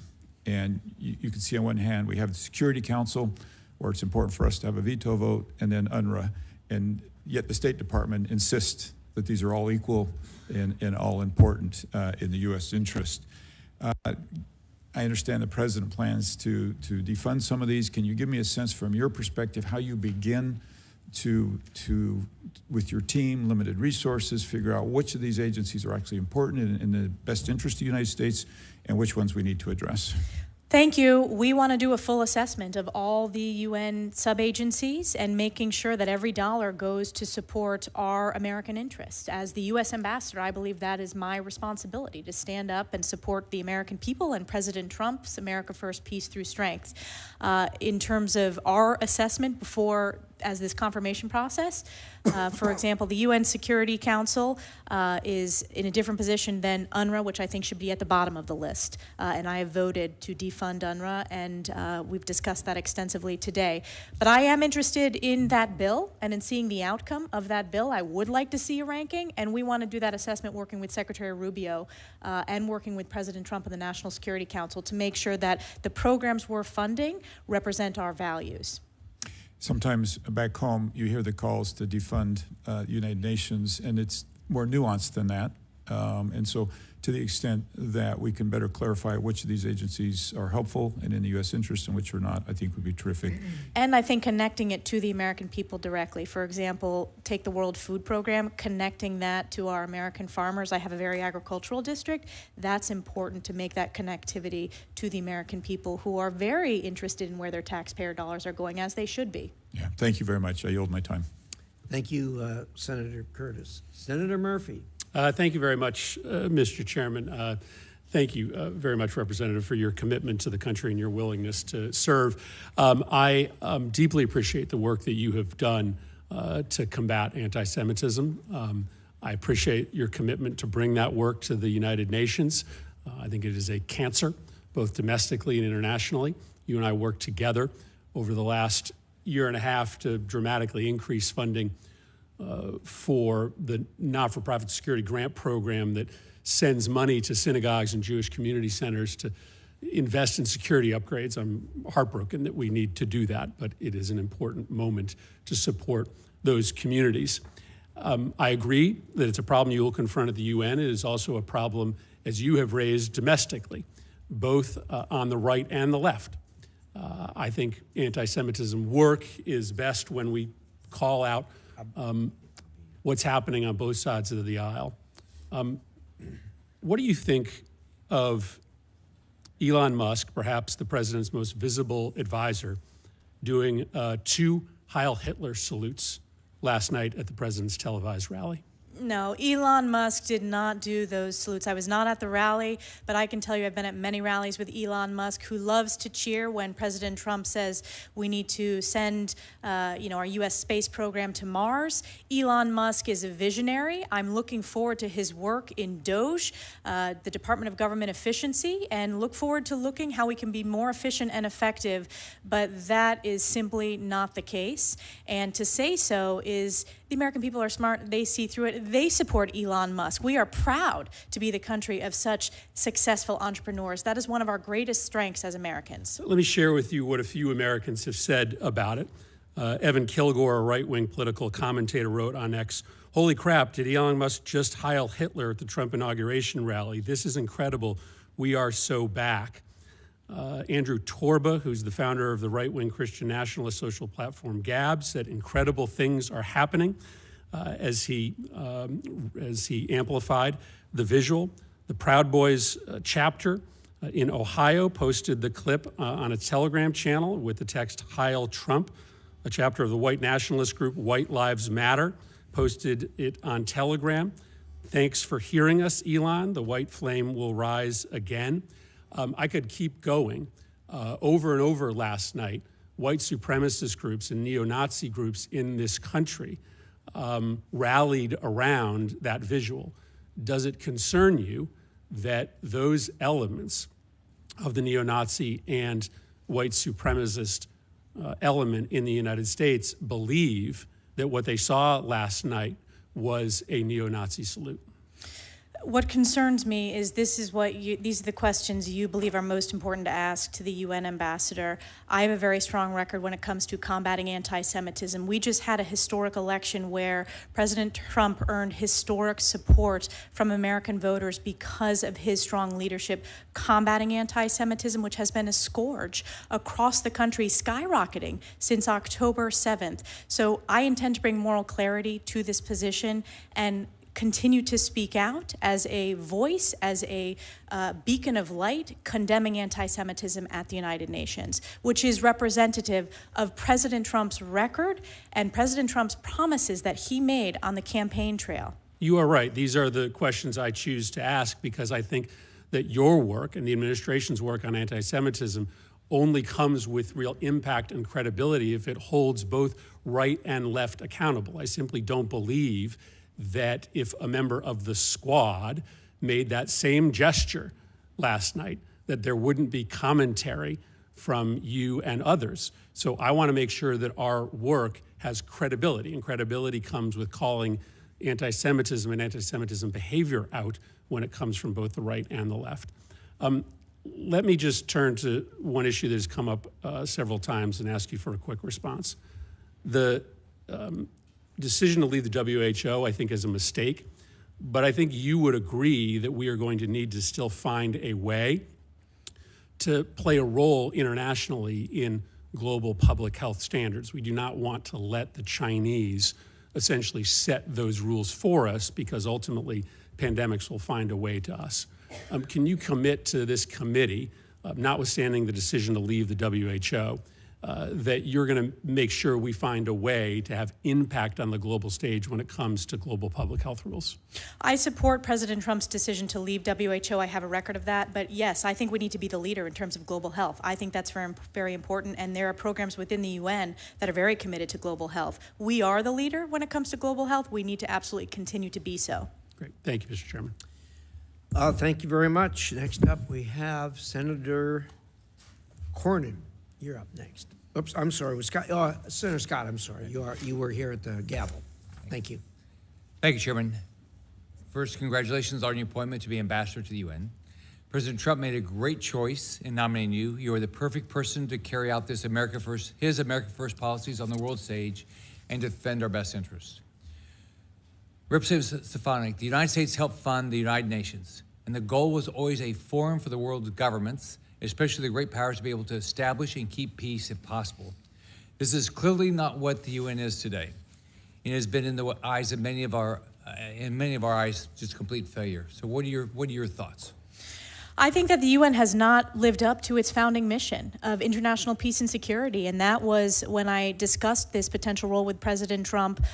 He said there was great potential if it returns to that founding mission. If you look at the anti-Semitism and the amount of resolutions targeting Israel, that is not meeting the mission of international peace and security. So I also think being good stewards of U.S. taxpayer dollars, looking at the organizations within the UN system that work, that function, that are results-based, that are transparent, accountable, and the American people support them, that they support our national security strategy, versus their parts within the UN that I'm deeply concerned about that I think are very in need of reform. Thank you. Now on to Israel. The UN has a long history of disproportionately targeting Israel with resolutions, inquiries, and sanctions. Specifically, Agenda Item 7, which mandates the discussion of alleged Israeli human rights abuses at every session. This agenda item is unique to Israel and is not applied to any other nation like China, Russia, Iran, North Korea, Cuba, or Venezuela, who all have documented severe human rights abuses. I'll just order these. Given that U.S. funding indirectly supports investigations and resolutions that single out Israel, what is your plan to increase transparency and accountability in the allocation of UN resources and American taxpayer dollars? I think this is a key question that I want to work with this committee. The chairman has spoken extensively in various hearings about the importance to know where every dollar goes within the UN system, and that is my commitment to do so, to deliver that transparency and accountability as part of this process, assessing all of our UN programs, our funding, to see if they're effective and if they are supportive of American values. And then if they're not, then we need to have serious conversations with our appropriators. Thank you. Many UN member states with barbaric human rights records are quick to criticize Israel while avoiding scrutiny for their own bad behavior. How do you plan to hold them accountable? I think holding them accountable with our voice is very important. Speaking out, that was one of the lessons in the committee hearing with higher education, with the colleges and universities. When you speak out with moral clarity, the world and the American people listen. We need to ensure we have that moral clarity with our U.S. ambassador to the United Nations every single day. In recent years, there have been calls to withdraw or reduce U.S. funding to UN agencies that are clearly anti-U.S., anti-West, and support the hostile states that use the UN for themselves and against us. What actions are available to you to make clear that the United States will no longer accept being treated this way at an international organization we largely fund?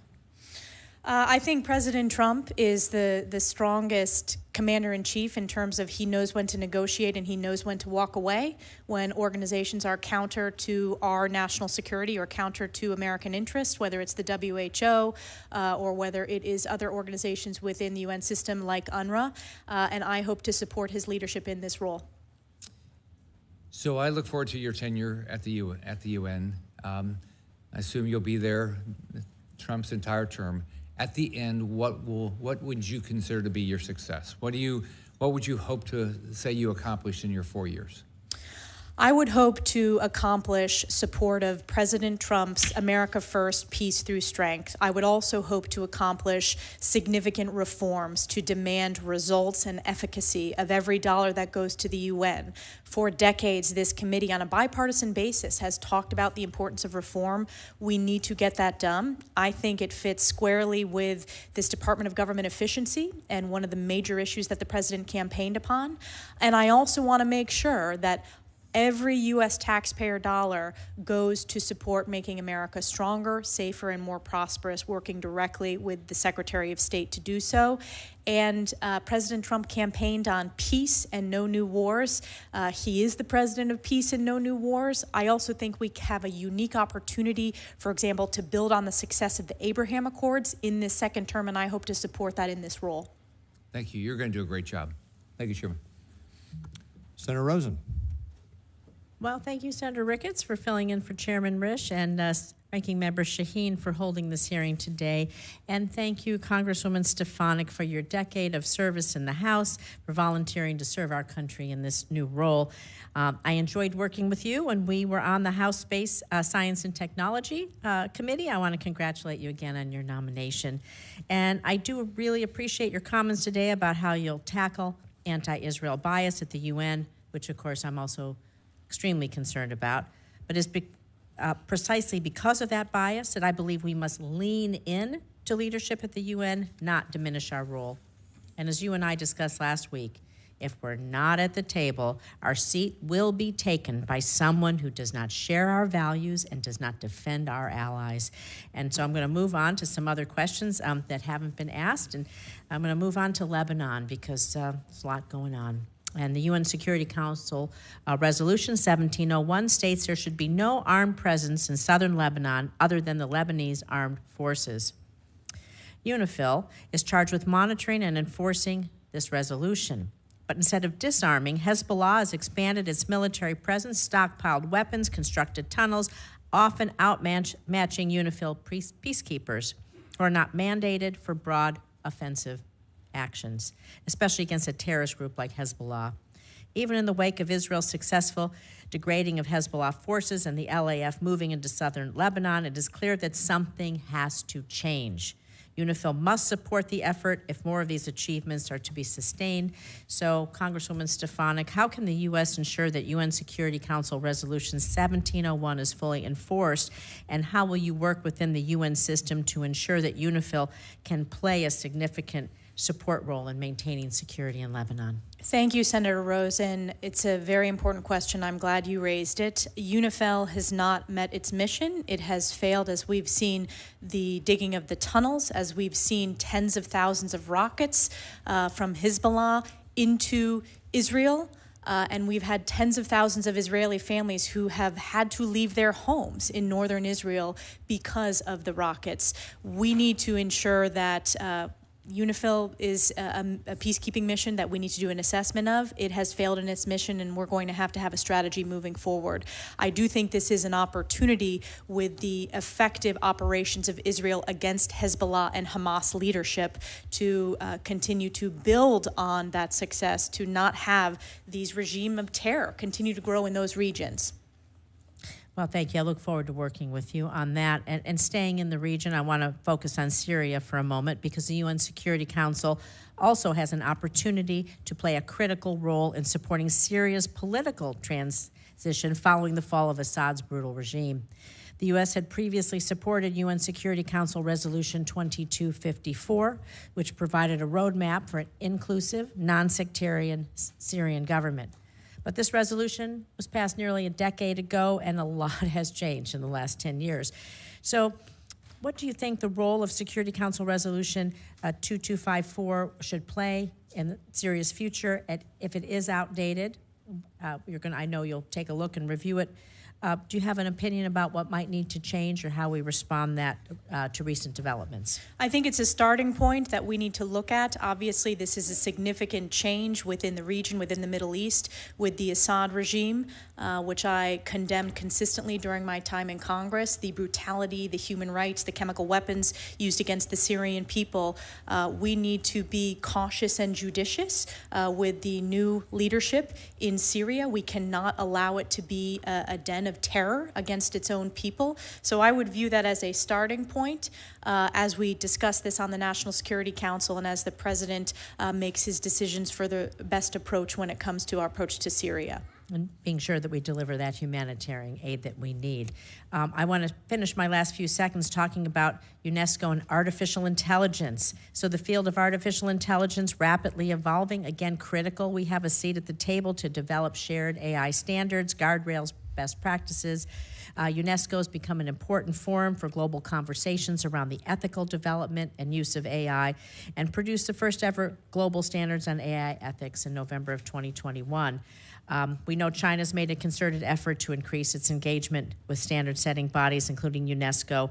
And do you agree that Chinese influence in international AI standards pose a national security risk for the United States? And how would you go about working on artificial intelligence standards? Yes, I'm deeply concerned about China's standards within the AI framework. I think we need to win the AI race. This is an issue that I've worked extensively on a bipartisan basis on the House Armed Services Committee.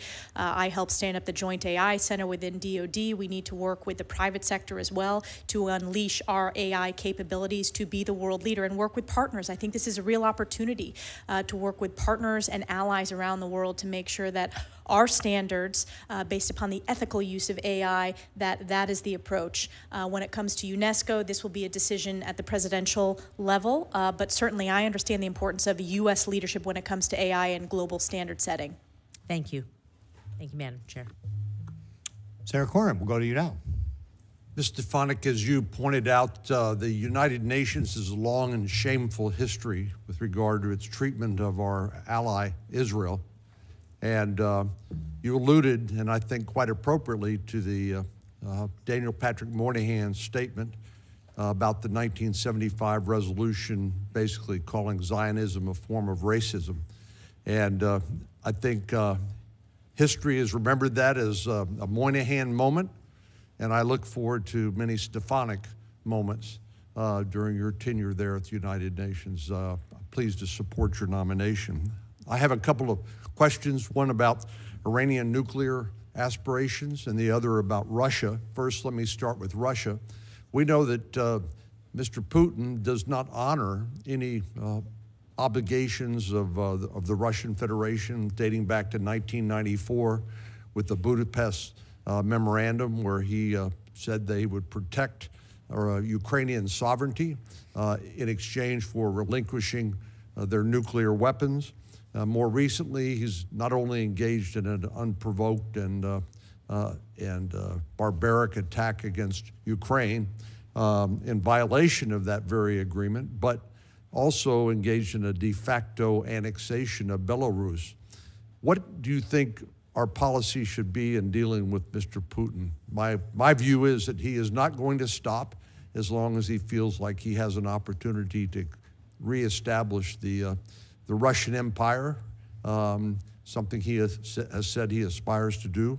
What do you think our national policy with regard to Mr. Putin should be and his territorial aspirations? Sure. So I can point to my record. I have been very strong in support of our deterrence efforts through the National Defense Authorization Act that we've passed on a bipartisan basis. I would point to President Trump's success in his first term. As I pointed out, he is the only modern president where Putin did not invade another country, and that's because of the strong leadership that President Trump brings every day. We did not see that with our previous president, in President Joe Biden, and I think the catastrophic withdrawal led to this cascading of weakness around the globe. And of course, one of the after effects was Russia's decision to invade Ukraine.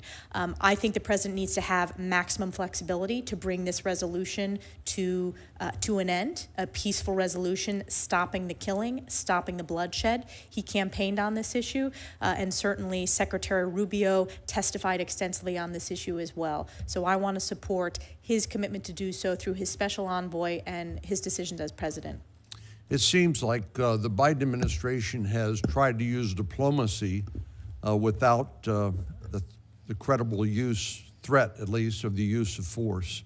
Do you think diplomacy works without deterrence?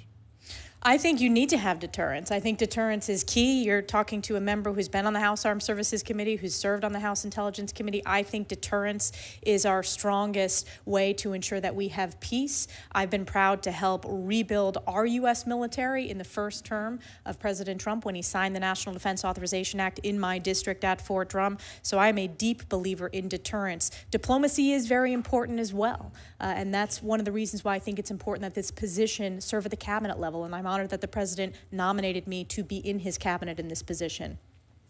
As you know, because you have a record dealing with the UN Security Council Resolution 2231, adopted as part of that deal, the Iranian nuclear deal in 2015 was snapback sanctions if Iran violated the agreement, which it has clearly done time and time again. President Trump sought to initiate those snapback sanctions in August of 2020, but it was not successful at the time. In 2023, you signed a bipartisan letter, as you'll recall, to the British, French, and German leaders, urging them to immediately initiate the snapback mechanism. How important do you think it is that that snapback occur, and what threat is there to the region and to world peace of Iran acquiring a nuclear weapon? Oh, it's the most significant threat to world peace and specifically to the region. And I have a long record on this issue. I think it will be an important tool to consider in the president's toolkit as he pushes back on Iran. If you look at the success in his first term of the maximum pressure campaign on Iran, we had the Iranian regime, he had the Iranian regime at its weakest point. And what we have seen with the hundreds of billions of dollars sent to Iran during the last president is you have an emboldened Hamas, who committed the bloodiest day for the Jewish people since the Holocaust on October 7th. You had an emboldened Hezbollah, which luckily successfully Israel has continued to eradicate the terrorists of both Hamas and Hezbollah, and that's funded by Iran. So it has a cascading effect across the region. One of the greatest breakthroughs to push back on Iran is the Abraham Accords and building upon that success. Also using our energy policy, and President Trump was a visionary in this space, understanding that energy policy is national security around the world. Thank you. Senator Van Hollen. Thank you, Mr. Chairman. Representative Stefanik, it was good to meet with you the other day. We discussed many of the important issues you will face at the United Nations. And I was pleased to hear you say that despite your voting record in the House, you support funding for the United Nations and most of its agencies. And we agreed that U.S. disengagement from the United Nations would simply cede lots of territory to our adversaries. Sadly, President Trump's decision to leave the World Health Organization will do just that. I believe it will make us less safe. Viruses don't respect national boundaries. Also, much false information has been spread about UNRWA this morning. I simply urge all my colleagues to go read the U.S. intelligence assessment of UNRWA, an organization that Cindy McCain, the head of the World Food Program, has described as, quote, indispensable. One issue that you will immediately face at the UN are discussions and resolutions regarding the ongoing conflicts in the Middle East. And I associate myself with Senator Rosen's comments about the importance of enforcing UN Security Resolution 1701, along with other UN Security Council resolutions. Like you, I've met with the hostage families, many of them, and I commend President Trump and Special Middle East Envoy Steve Witkoff for the role they played in finally securing the agreement to release the hostages and enter into a ceasefire. It's essential that they achieve its full implementation. I'd like to discuss your views about what people refer to as the day after in Gaza and beyond. President Trump has an opportunity to bring some light at the end of a very dark tunnel we find ourselves in, the latest chapter being the horrific Hamas attacks of October 7th. The president has said he wants to bring long-term peace and security to the region. Clearly, Hamas can have no role in that future. But long-term peace must include security, self-determination, and dignity for Israelis and Palestinians alike. When we talked in my office, you agreed that we should stand up and protect universal human rights and self-determination for all people, including both Israelis and Palestinians. And I'd just like to hear you today say that that's your view. To put that view in the context of the day after question, I think President Trump is uniquely positioned at this very challenging moment to bring peace to the region, to eradicate terrorists of Hamas and Hezbollah, to protect Israel's national security. If you look at the failures, we've given billions of dollars, and this is just the bilateral aid to the Palestinians, and it has been abused by Hamas. Representative Stefanik, it was a very simple question. I just asking you if you agree with the statement that in order to achieve long-term peace and stability in the Middle East, that we have to secure the human rights and rights of self-determination for both Israelis and Palestinians. That's a yes or no. I support human rights for all, and I think it's a disgrace that Hamas and Hezbollah have stripped human rights of the Palestinian people, and we need to ensure that we are standing up for human rights, and Israel is standing up for human rights. It is a beacon of human rights in the region. We agree with that. I asked you in my office also about whether Palestinians have the right of self-determination. My understanding was you said yes. Do you have a different answer today? That was not the direct question that we discussed. I said the Palestinian people... You believe that Palestinians have the right of self-determination? I believe the Palestinian people deserve so much better than the failures that they've had from terrorist leadership. It's just a pretty simple question. And I believe we need take it, peace in the region. Of course they deserve human rights. So... I want to ensure that, number one, we bring the hostages home. So do all of us. Representative Stefanik, let me just ask you. I have 30 seconds left. I'm rarely surprised by answers in my office, but I did ask you whether you subscribe to the views of Finance Minister Smotrich.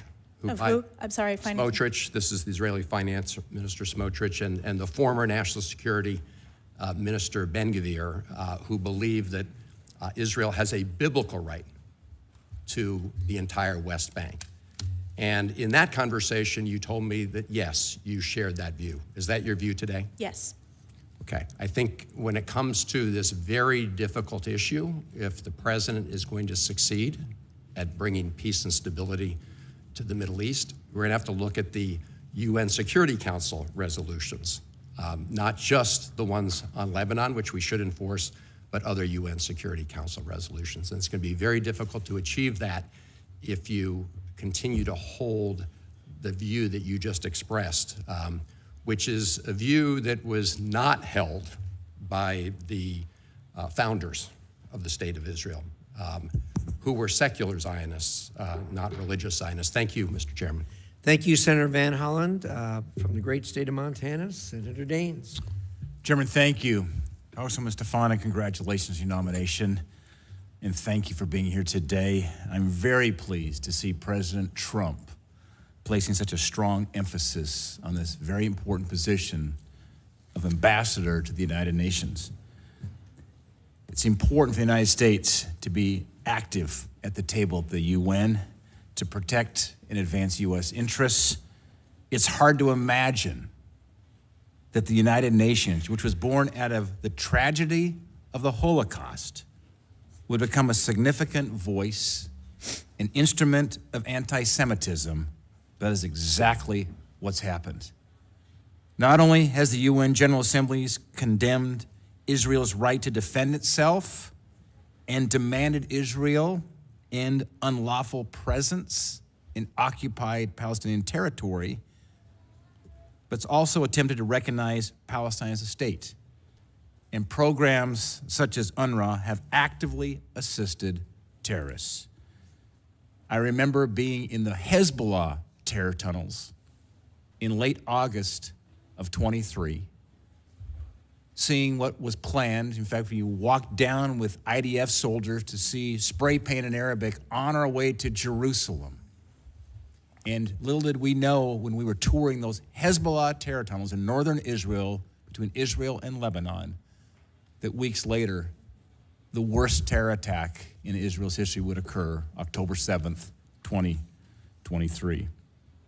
Congresswoman Stefanik, if confirmed, you will have to be a stalwart advocate for U.S. interests. And by the way, I could not be more pleased with President Trump's moral clarity on these difficult issues as it relates to what's happening in Israel. Secretary Rubio, great to see him sworn in today. You, as being our next ambassador to the United Nations, Ambassador Huckabee nominated for Israel. This will be a great team that has moral clarity on these difficult issues. You'll be a stalwart advocate for our interest among an organization that continually advocates against American values, despite existing only because of the United States' financial contributions to its budget.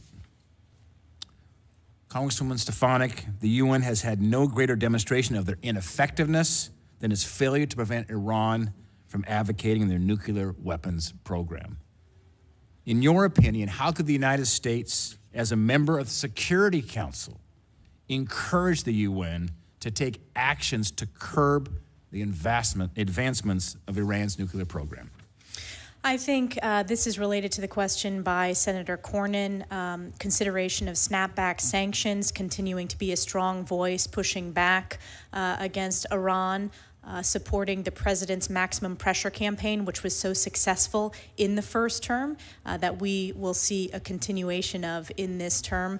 And I think that is also the critical step to take to stop the axis of terror in the region, as Iran is the #1 funder of Hamas and Hezbollah and the Houthis, which is destabilizing the region. I also think building on the success of the Abraham Accords, I mentioned this earlier in the hearing, we have an Abraham Accords caucus here, starting an Abraham Accords caucus in the United Nations with countries who understand the importance of bringing peace and normalization to the region. You know, I remember that visit in late August, my last trip to Israel since the attacks, but meeting with Bibi Netanyahu, the optimism coming off the Abraham Accords with the possibly restoring normalized relations between Saudi Arabia and Israel. There was great hope and optimism, of course, shattered, not by the Israelis, but by this horrible terror attack by Hamas. A number of my colleagues have asked about your plans for changing the staffing dynamics and putting forward more U.S. candidates for postings. Congresswoman, I'm very supportive of this, but how do you plan to push back against individuals like the Secretary General who lowered flags to half staff for the butcher of Tehran, their late president? We're going to push back with strong moral clarity. We're going to push back with President Trump's America First, Peace Through Strength. As the United States ambassador at the United Nations and the #1 funder, we are going to push back strongly and clearly. I appreciate your moral clarity, your strong leadership, your 10 years in the U.S. House. Pleased to serve with you on the Hill, and you will be a great ambassador to the United Nations. Thank you. Thank you very much. Senator Barrasso. Thanks so much, Mr. Chairman. Congresswoman Stefanik, congratulations. I believe you're going to be terrific. A couple of things I wanted to talk to you about. Just, Israel has continually been subjected to biased resolutions and politically motivated investigations at the United Nations. The UN so-called Human Rights Council has a standing agenda item, and that standing agenda item is called item number 7, and it exclusively targets Israel. It makes it the only member of the UN, the only member state singled out in this manner. The Council consistently devotes excessive time, I think time at all is excessive, in criticizing Israel while often overlooking the atrocities in countries like Iran, like Syria. 2024 alone, the UN General Assembly adopted 17 different resolutions against Israel, compared to only 6 against the whole rest of the world. I mean, it's astonishing that this is going on in the UN. So what are your views on item 7, and what steps would you think to do in terms of removal of this from the permanent agenda? We need to work to remove it from the permanent agenda. This is counter to our national security interests. It's counter to our values. And this is emblematic of the anti-Semitic rot that is pervasive within the UN system. I'm a big believer in transparency. We saw over the course of exposing, frankly, the failed leadership at college campuses, the importance of providing a spotlight when there is a lack of moral clarity, because the American people strongly support the U.S.-Israel relationship. They understand the moral case and the importance of Israel and how we should not be funding or supporting or giving any platform, frankly, like this standing agenda item.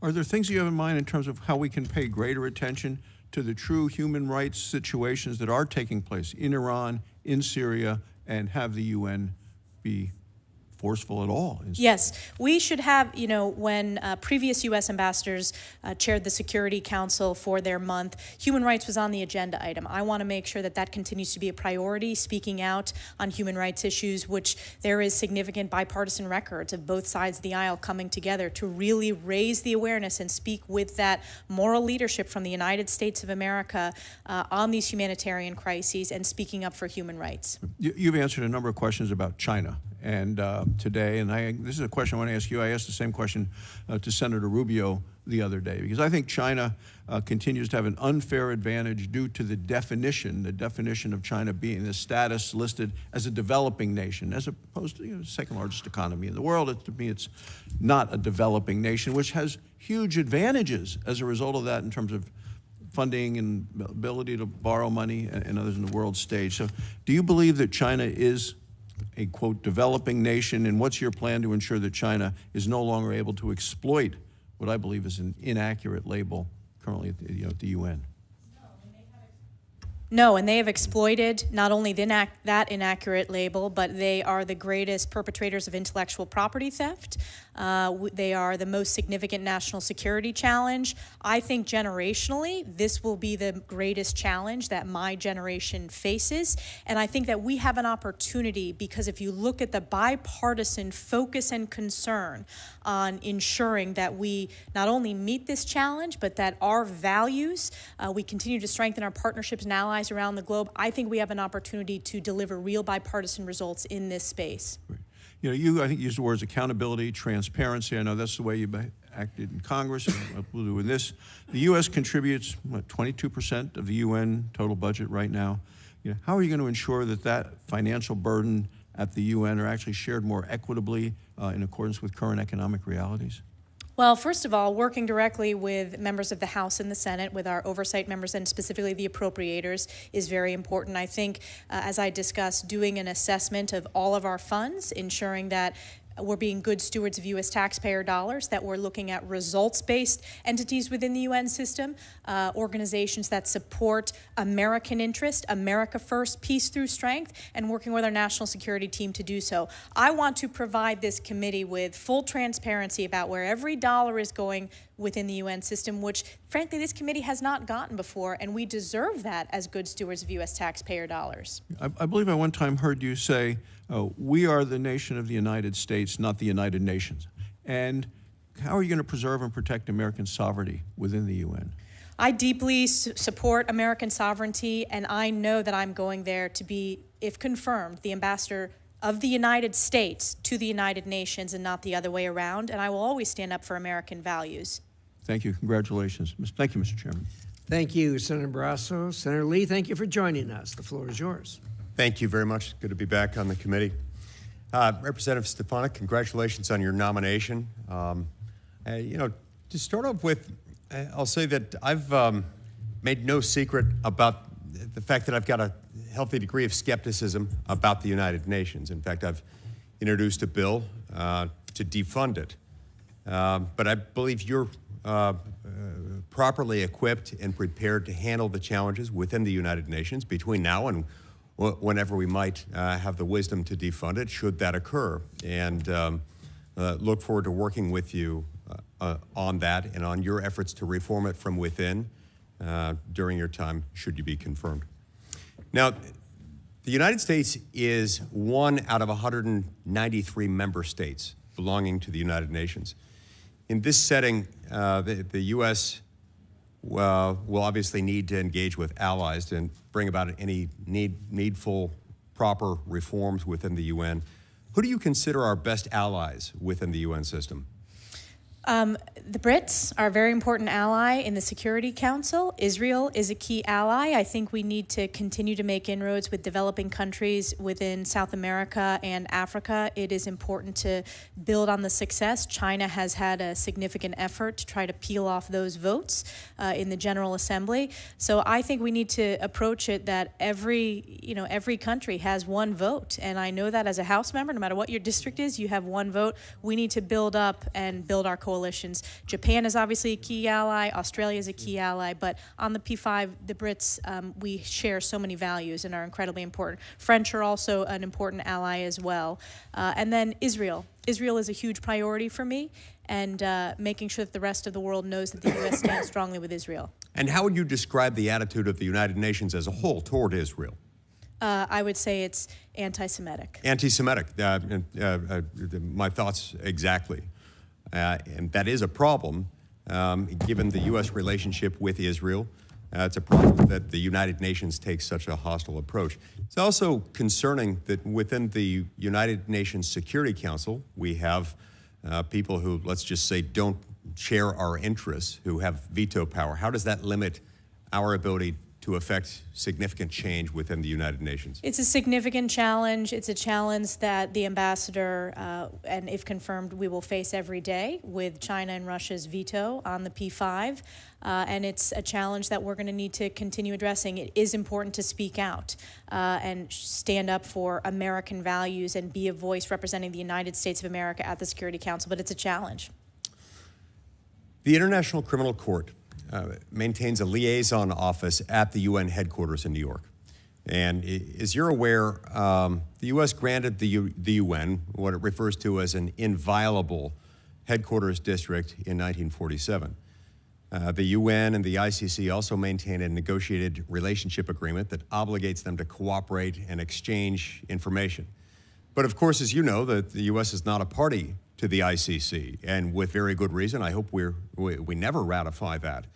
In light of this, what are your thoughts on the cooperative relationship between the UN and the ICC? And would you support a negotiation of the United Nations headquarters agreement to clarify that the UN shouldn't be housing other international organizations to which the U.S. is not a party, particularly those organizations that take positions hostile to the interests of the United States? Well, thank you for the question, Senator. I have a significant record pushing back on the ICC. It is, first of all, we are not party to it. It is targeted U.S. service members as well as targeting Israel. And we just passed on the House side important legislation pushing back on the ICC's disgraceful anti-Semitism. I want to take a look at what you just proposed. I am open to assessing that, and I want to work with our oversight members to do so. I do think it's important to make sure that no U.S. taxpayer dollars, that there is any connection to that, because it is counter to our values. Right. And therein lies one of the problems. We are the largest donor nation to the United Nations. We also are in a situation in which most of the money that we contribute is voluntary, not mandatory. Nobody else comes close to what we dole out, and yet many of our interests are contravened by things that the UN does or has been doing, has been inclined to do. And that creates a problem. The problem is compounded further by virtue of how a lot of this money makes its way to the UN. We put something in the neighborhood of about $20 billion a year in there. And so, yeah, we can say we don't want our money going to X, Y, or Z, but it all gets put into a large sort of balloon. And what we might take out here, they might use somewhere else, and so we're still funding a lot of things that are hostile to our interests. So would you support tailored funding cuts? And if so, how would you bring about those cuts to make sure that it doesn't just come out in the wash somewhere else? Yes, I would support tailored cuts. I want to work with our appropriators specifically on how we can be most effective and judicious in making those cuts. But it goes back to one of my main goals, if confirmed to this position, is being good stewards of U.S. taxpayer dollars and representing American values. Great. Thank you very much. See, my time's expired. Thank you, Senator Lee. Thank you for your view on the ICC. There's a lot of us share the same view. Any court that wants to be a court has to know right from wrong. And for the ICC to proclaim some kind of moral equivalency between Israel and Hamas is ridiculous. They can't have any kind of standing in a judiciary or legal system with that kind of a view. So thank you for your view in that regard. Senator Schatz. Thank you, Chairman. Ms. Stefanik, nice to see you again. Thanks for taking the time. Speaking of every country having a vote, we had a pretty constructive conversation about the Pacific Island nations with which we've, I think, made some progress in terms of engagement, but it's kind of a mixed bag because of the PRC influence. And I'd just like to hear you say in public what we discussed in private, which is that it is important that we remain engaged in all these little nations, which are sovereigns and all do have a vote at the UN for strategic purposes. When we talk about the Asia-Pacific region, we tend to talk about South Asia, East Asia, very little about the countries that occupy the Pacific Ocean, and I'm wondering if you can talk about that. Yes, absolutely. And considering the importance of the region, all regions are important, but the threat of a rising China in the region, it's increasingly critical that the U.S. continue to strengthen our partnerships, our diplomatic outreach to all countries, big and small, within Indo-PACOM, and it is a commitment to do so within the Pacific Islands that you and I discussed. And it's deeply tied to your state's national security. Sure is. As you know. You know, there are kind of two theories of the case around how to use the UN to counter PRC influence. And I think you and I are on the same page as it relates to what to do next. My own judgment, and then you can tell me if you agree with this, is that to the degree and extent that we want to engage in muscular diplomacy, muscular foreign policy, muscular defense policy, it is not actually in our interests to recede away from all these UN bodies. And obviously Senator Lee and I probably disagree about the UN itself and some of the policies that it's made. But I think that we would be cutting off our nose to spite our face if we just go away from these international convenings. And so, because China is not going away, they are trying to run the meetings. And to the extent that we withdraw, I know WHO is a done deal. I know Paris is a done deal. Fair enough. elections and consequences and all of that. But I am worried that we're going to just get out of the room and then relegate ourselves to observer status and then wonder why we're losing the battle in the room. And I just want to know if you are committed to staying in those rooms, to fighting for American priorities and values, rather than sort of taking your marbles and going home. I think it's very important that we stay in those rooms, particularly the technical organizations like telecommunications, intellectual property, civil aviation.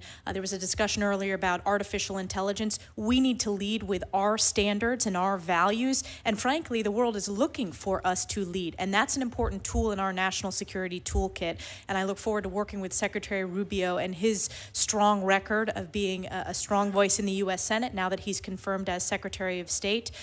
So certainly there will be policy disagreements. I support the president's decision, but we need to push back in the short term and long term against the CCP's inroads, and we need to do so with people as well, both at the lowest level, the starting entry levels within the UN system, but also the senior level and heads of these sub-UN agencies. Thank you for that. I know Senator Coons may have covered this a little bit. I understand there's a 90-day pause on all aid. And again, elections and consequences, like every president comes in and pauses all pending regulations and all the rest of it. But some of this is going to have material consequences like pretty quickly, and we don't have 90 days when it comes to our military partnerships. People don't have 90 days when it comes to humanitarian assistance. And I'm just wondering how we navigate through the absolute prerogative that a president has to set their own policy course versus 90 days could be too long for some communities and countries. Thank you for the question. I support the president's executive action. I think it's important that we be strong voices for the American taxpayer and ensure that all of our investments go to specific results, strengthening our national security, making America strong, safe, and prosperous, and bringing peace through strength. If confirmed, I will work within the National Security Council and with the President and Secretary of State to ensure that we have the strong tools that we need within the United Nations to work with Secretary Rubio on our broader national security strategy that the president has laid out for the American people. Yeah, I guess what I'm trying to figure out is, can we agree that 90 days may be too long and that if confirmed, you're going to try to figure out where to turn the spigot back on? Because right now, this is a blanket freeze, and I presume some of the things that are frozen are going to get unfrozen. It'd be better if we could unfreeze some of these things in 20 days rather than 90, because there are real geopolitical consequences to freezing all aid for 3 months. Thank you, Senator Schatz. I do support the president's executive order. We will work on the National Security Council to make sure that all the tools that are needed to protect our national security, and the diplomatic piece is an important part of that when it comes to the UN. I have confidence that the president's going to make sure that we have the tools we need to protect our national security. I liked your answer to the previous question better, but thank you very much. Senator Schatz, you raise a good point. When you do a blanket executive order like that, sometimes the law of unintended consequences takes over. Having said that, every one of these executive orders can be amended, and we have a history of amending them, both sides, over years. So I'm not as concerned about that, but it is a valid and legitimate point. Thank you so much. Senator Cruz, you're up. Thank you, Mr. Chairman. Congresswoman, congratulations on your nomination. You're going to be terrific. I want to go back to a topic you discussed with Senator Cornyn. I want to focus on Iran's push to build a nuclear arsenal, which poses, I think, the most immediate and acute threat to American national security. When the Ayatollah chants death to America, he means it. And I believe he would absolutely detonate a nuclear weapon over an American city if he could. The Trump administration got Iran's nuclear program in a box and kept it there. President Trump withdrew from the catastrophic Obama-Iran nuclear deal in 2018. He imposed maximum pressure in 2019. He invoked the UN snapback mechanism in the UN Security Council, Resolution 2231, to reimpose international sanctions in 2020. For that entire time, Iran was deterred from making significant advances on their nuclear program. They did not even enrich uranium above 5%, or cascade advanced centrifuges. Starting in November 2020, the Iranian regime gambled that it could start rushing to a nuclear arsenal, and the incoming Biden administration would let them. Unfortunately, that proved correct. In November, the regime approved a new law calling for major nuclear advances.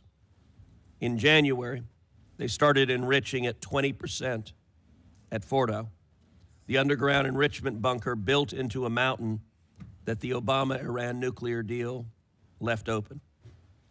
The incoming Biden administration responded with appeasement.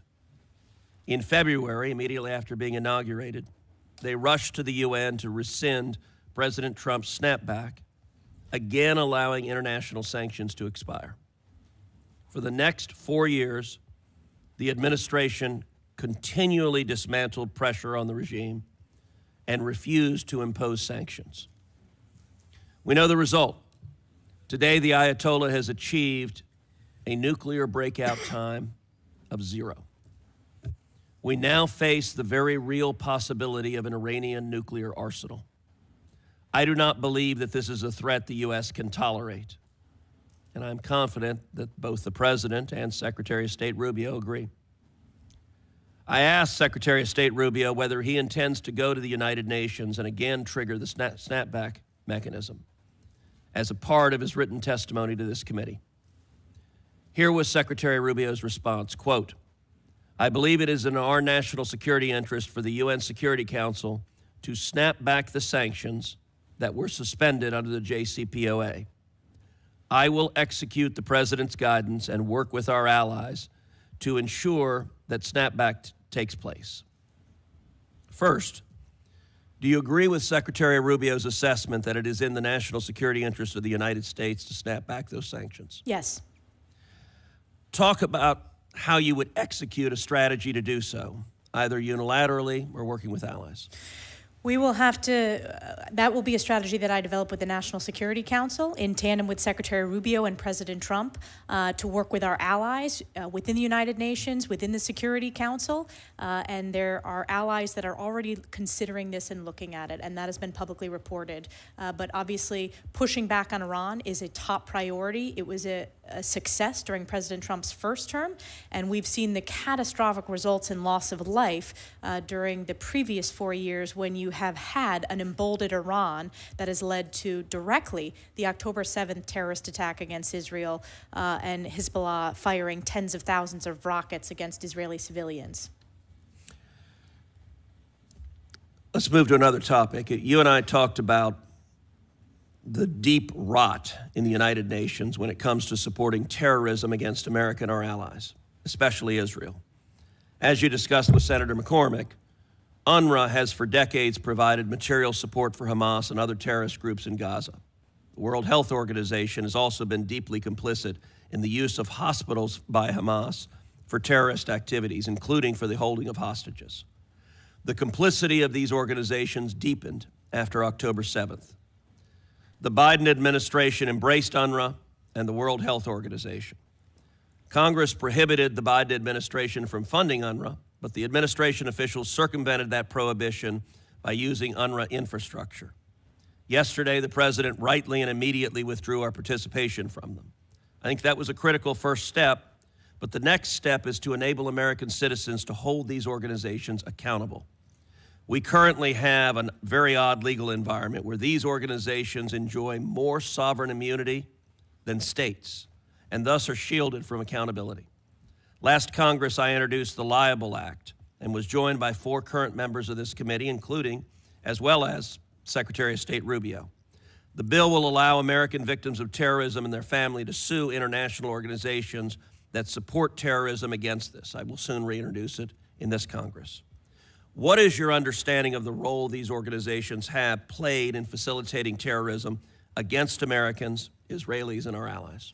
Well, UNRWA, there were individuals in UNRWA who participated, who executed and committed terrorist acts against Israel on October 7th.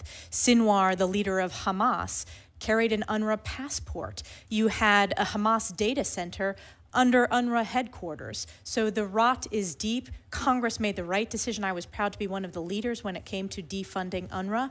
And I am committed to holding them accountable and working with the U.S. Senate and the U.S. House and the President if that legislation passes.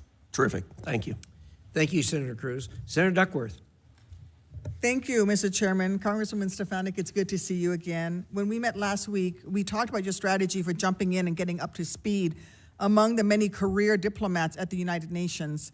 What can you say here today about how you will tackle that problem set of facing people who've been there for a long time and who may have long established relationships and experience at the UN headquarters? I think it's very important to build on their significant experience. Right now, there's the transition happening. If confirmed, I hope to dig in and gain their expertise, particularly the regional expertise that many of the officials within the State Department serving at the US-UN mission. It's very important, particularly in the technical aspects and some of the technical organizations and some of the regional challenges within the UN system.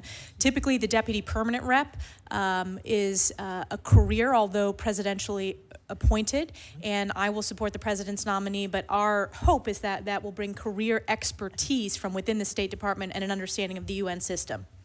Will you commit to proactively engaging the rotating members of the Security Council and investing time, particularly in relationships throughout those who represent the Global South? Yes, that is very important. It was an issue that you and I discussed, Senator, and was actually asked in previous parts of this hearing. It's incredibly important. If you look at China's inroads in the Global South, it's one of the greatest challenges that we face when you look at the UN voting habits of various countries. So we need to build upon our regional organizations and push back on Chinese influence in that region, and that starts with engagement. Thank you. Shifting gears to Southeast Asia. The crisis in Myanmar feels like it is only escalating as the years pass since the Tatmadaw took control in 2021. Millions of people are internally displaced, and there are hundreds of thousands of Karen displaced in Thailand and nearly 1 million Rohingya displaced into Bangladesh. Although we've had UN Security Council Resolution 2669 since 2022, ASEAN's 5-point consensus since 2021, and increasing sanctions targeting the military junta, there is no sign to an end in sight for this crisis. It's also created a ripe environment for criminal activity, with cyber scam centers engaging in human trafficking and enriching themselves by targeting people with fraud. This has a major economic impact, including on people here in the United States who find themselves targeted.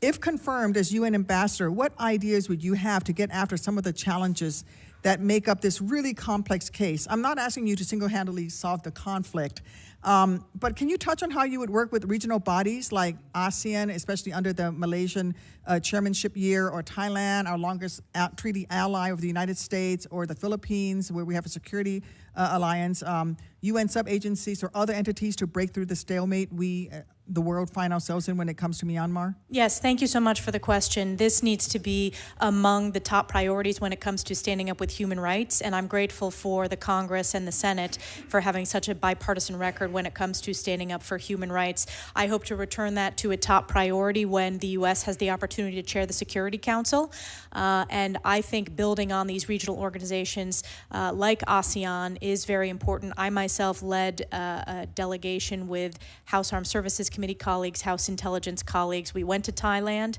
We have gone to other ASEAN countries on that visit and working with them within the region, because it's so important to the security in the region and the values that we strongly support in the region. You point out Thailand as our longest ally, oldest ally in the region. That's a very important relationship, and you have my commitment to continue to build on that. And I also think, ASEAN in this particular human rights challenge that you pointed out, but I think we ought to build on these international organizations like AUKUS, the Quad writ large within the UN, because I think that helps continue to expand our ability to deliver diplomatic results. Thank you. I very much look forward to working with you in your new position. Congratulations. Thank you, Senator Duckworth. Thank You're you. back, Chairman. Thank you, Senator Duckworth. Senator Shaheen. Well, thank you, Mr. Chairman. I had a couple more follow-up questions. Let me also, though, first recognize Congressman Joe Wilson, who I'm sure is here in support of Congresswoman Stefanik. So nice to have representation from the House Foreign Affairs Committee. Thank you. Congresswoman, the UN Security Council recently renewed the mandate for EUFOR Althea in Bosnia and Herzegovina. through November 2025. It's been a constant challenge, and I worry that the UN-backed peacekeeping mission is needed now more than ever, perhaps in greater force because of the Republic of Srpska leader Milorad Dodik, who is sanctioned by the U.S., and he continues his secessionist threats. So if confirmed, will you commit to building consensus for maintaining that peacekeeping mission in the long term? Yes. Thank you. Another area that I'm concerned about is the work of the International Organization on Migration and the UN Refugee Agency, which is supporting thousands of displaced from the Russian-occupied territory. We know we have about 7 million Ukrainian refugees globally, 3.6 million internally displaced in Ukraine. Moldova, which is sandwiched between Ukraine and has significant Russian influence, hosts refugees that are equivalent to 5% of its population. It's dependent on UN humanitarian support especially. So if confirmed, will you continue to support these critical humanitarian operations in Ukraine and Moldova? I think it is important that we take a look at all of our UN entities and all of our UN agencies to make sure that they deliver results and represent our values. And I want to work with the National Security Council and Secretary Rubio to do an assessment, make sure that it's results focused, and get back to you once we do that. But I want to work with Marco on that. Good. Well, that's fair. And I think it's in our interest to help ensure that those countries who are impacted by the fallout from the conflict have the support to be able to withstand Russian influence so that they don't also fall as the result of conflict. And let me also register my support for the UNIFIL mission. Again, I think it's one that we need to examine and see how we ensure that they continue to be a strong bulwark against Hezbollah and what's happening in Lebanon, but we need to ensure that there is somebody there to address the peacekeeping that needs to continue now as the result of Lebanon has actually made some real progress in getting a president in place and a prime minister who are outside of the influence of Hezbollah. I think anything we can do to ensure that continues is really important. With that said, I also want to go back to Syria because you talked a little bit about your the concern about HTS and what they will continue to do in Syria has come up in the questioning. The fall of Assad probably dealt as big a blow to Iran and Russia as anything that's happened in the Middle East in recent years.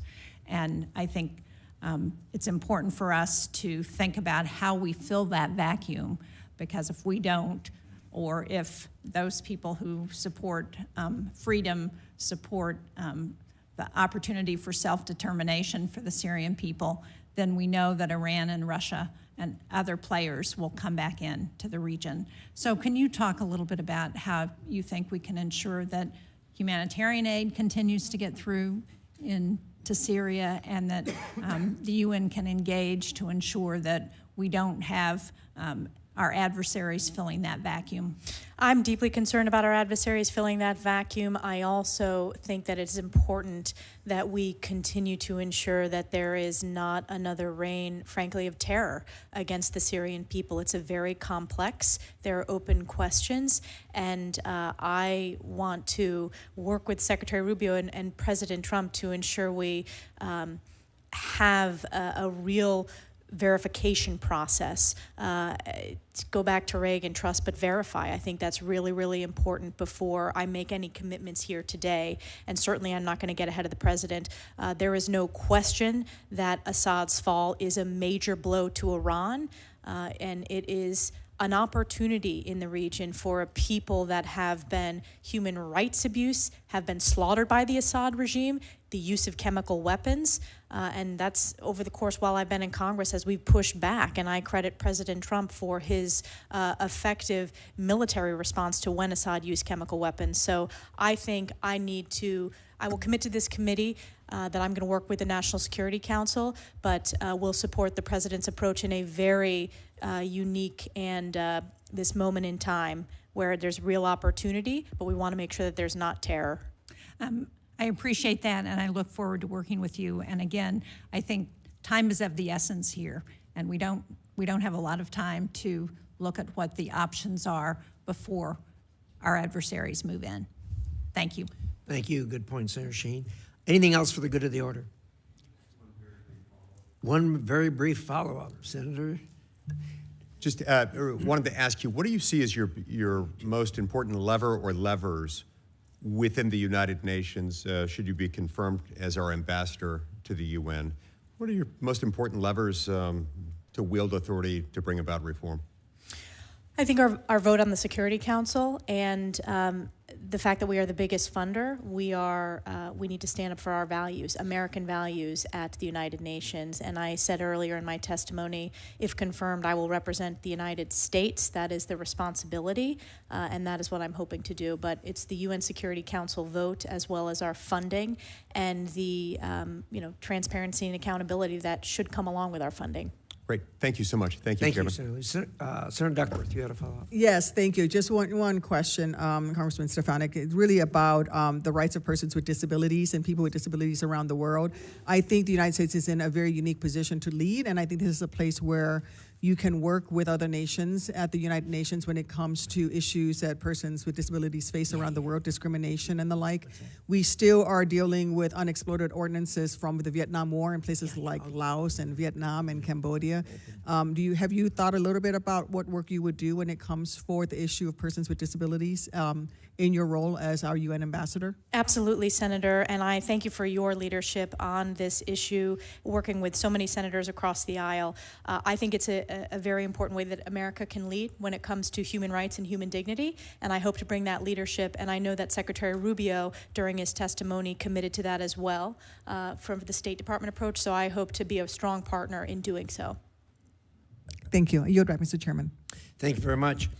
At this point, I am going to order the letters of support and matters related thereto regarding Congressman Stefanik into the record. They will be placed in the record. I'm going to leave the record open until 5 p.m. tomorrow evening in case there are questions for the record from members of the committee.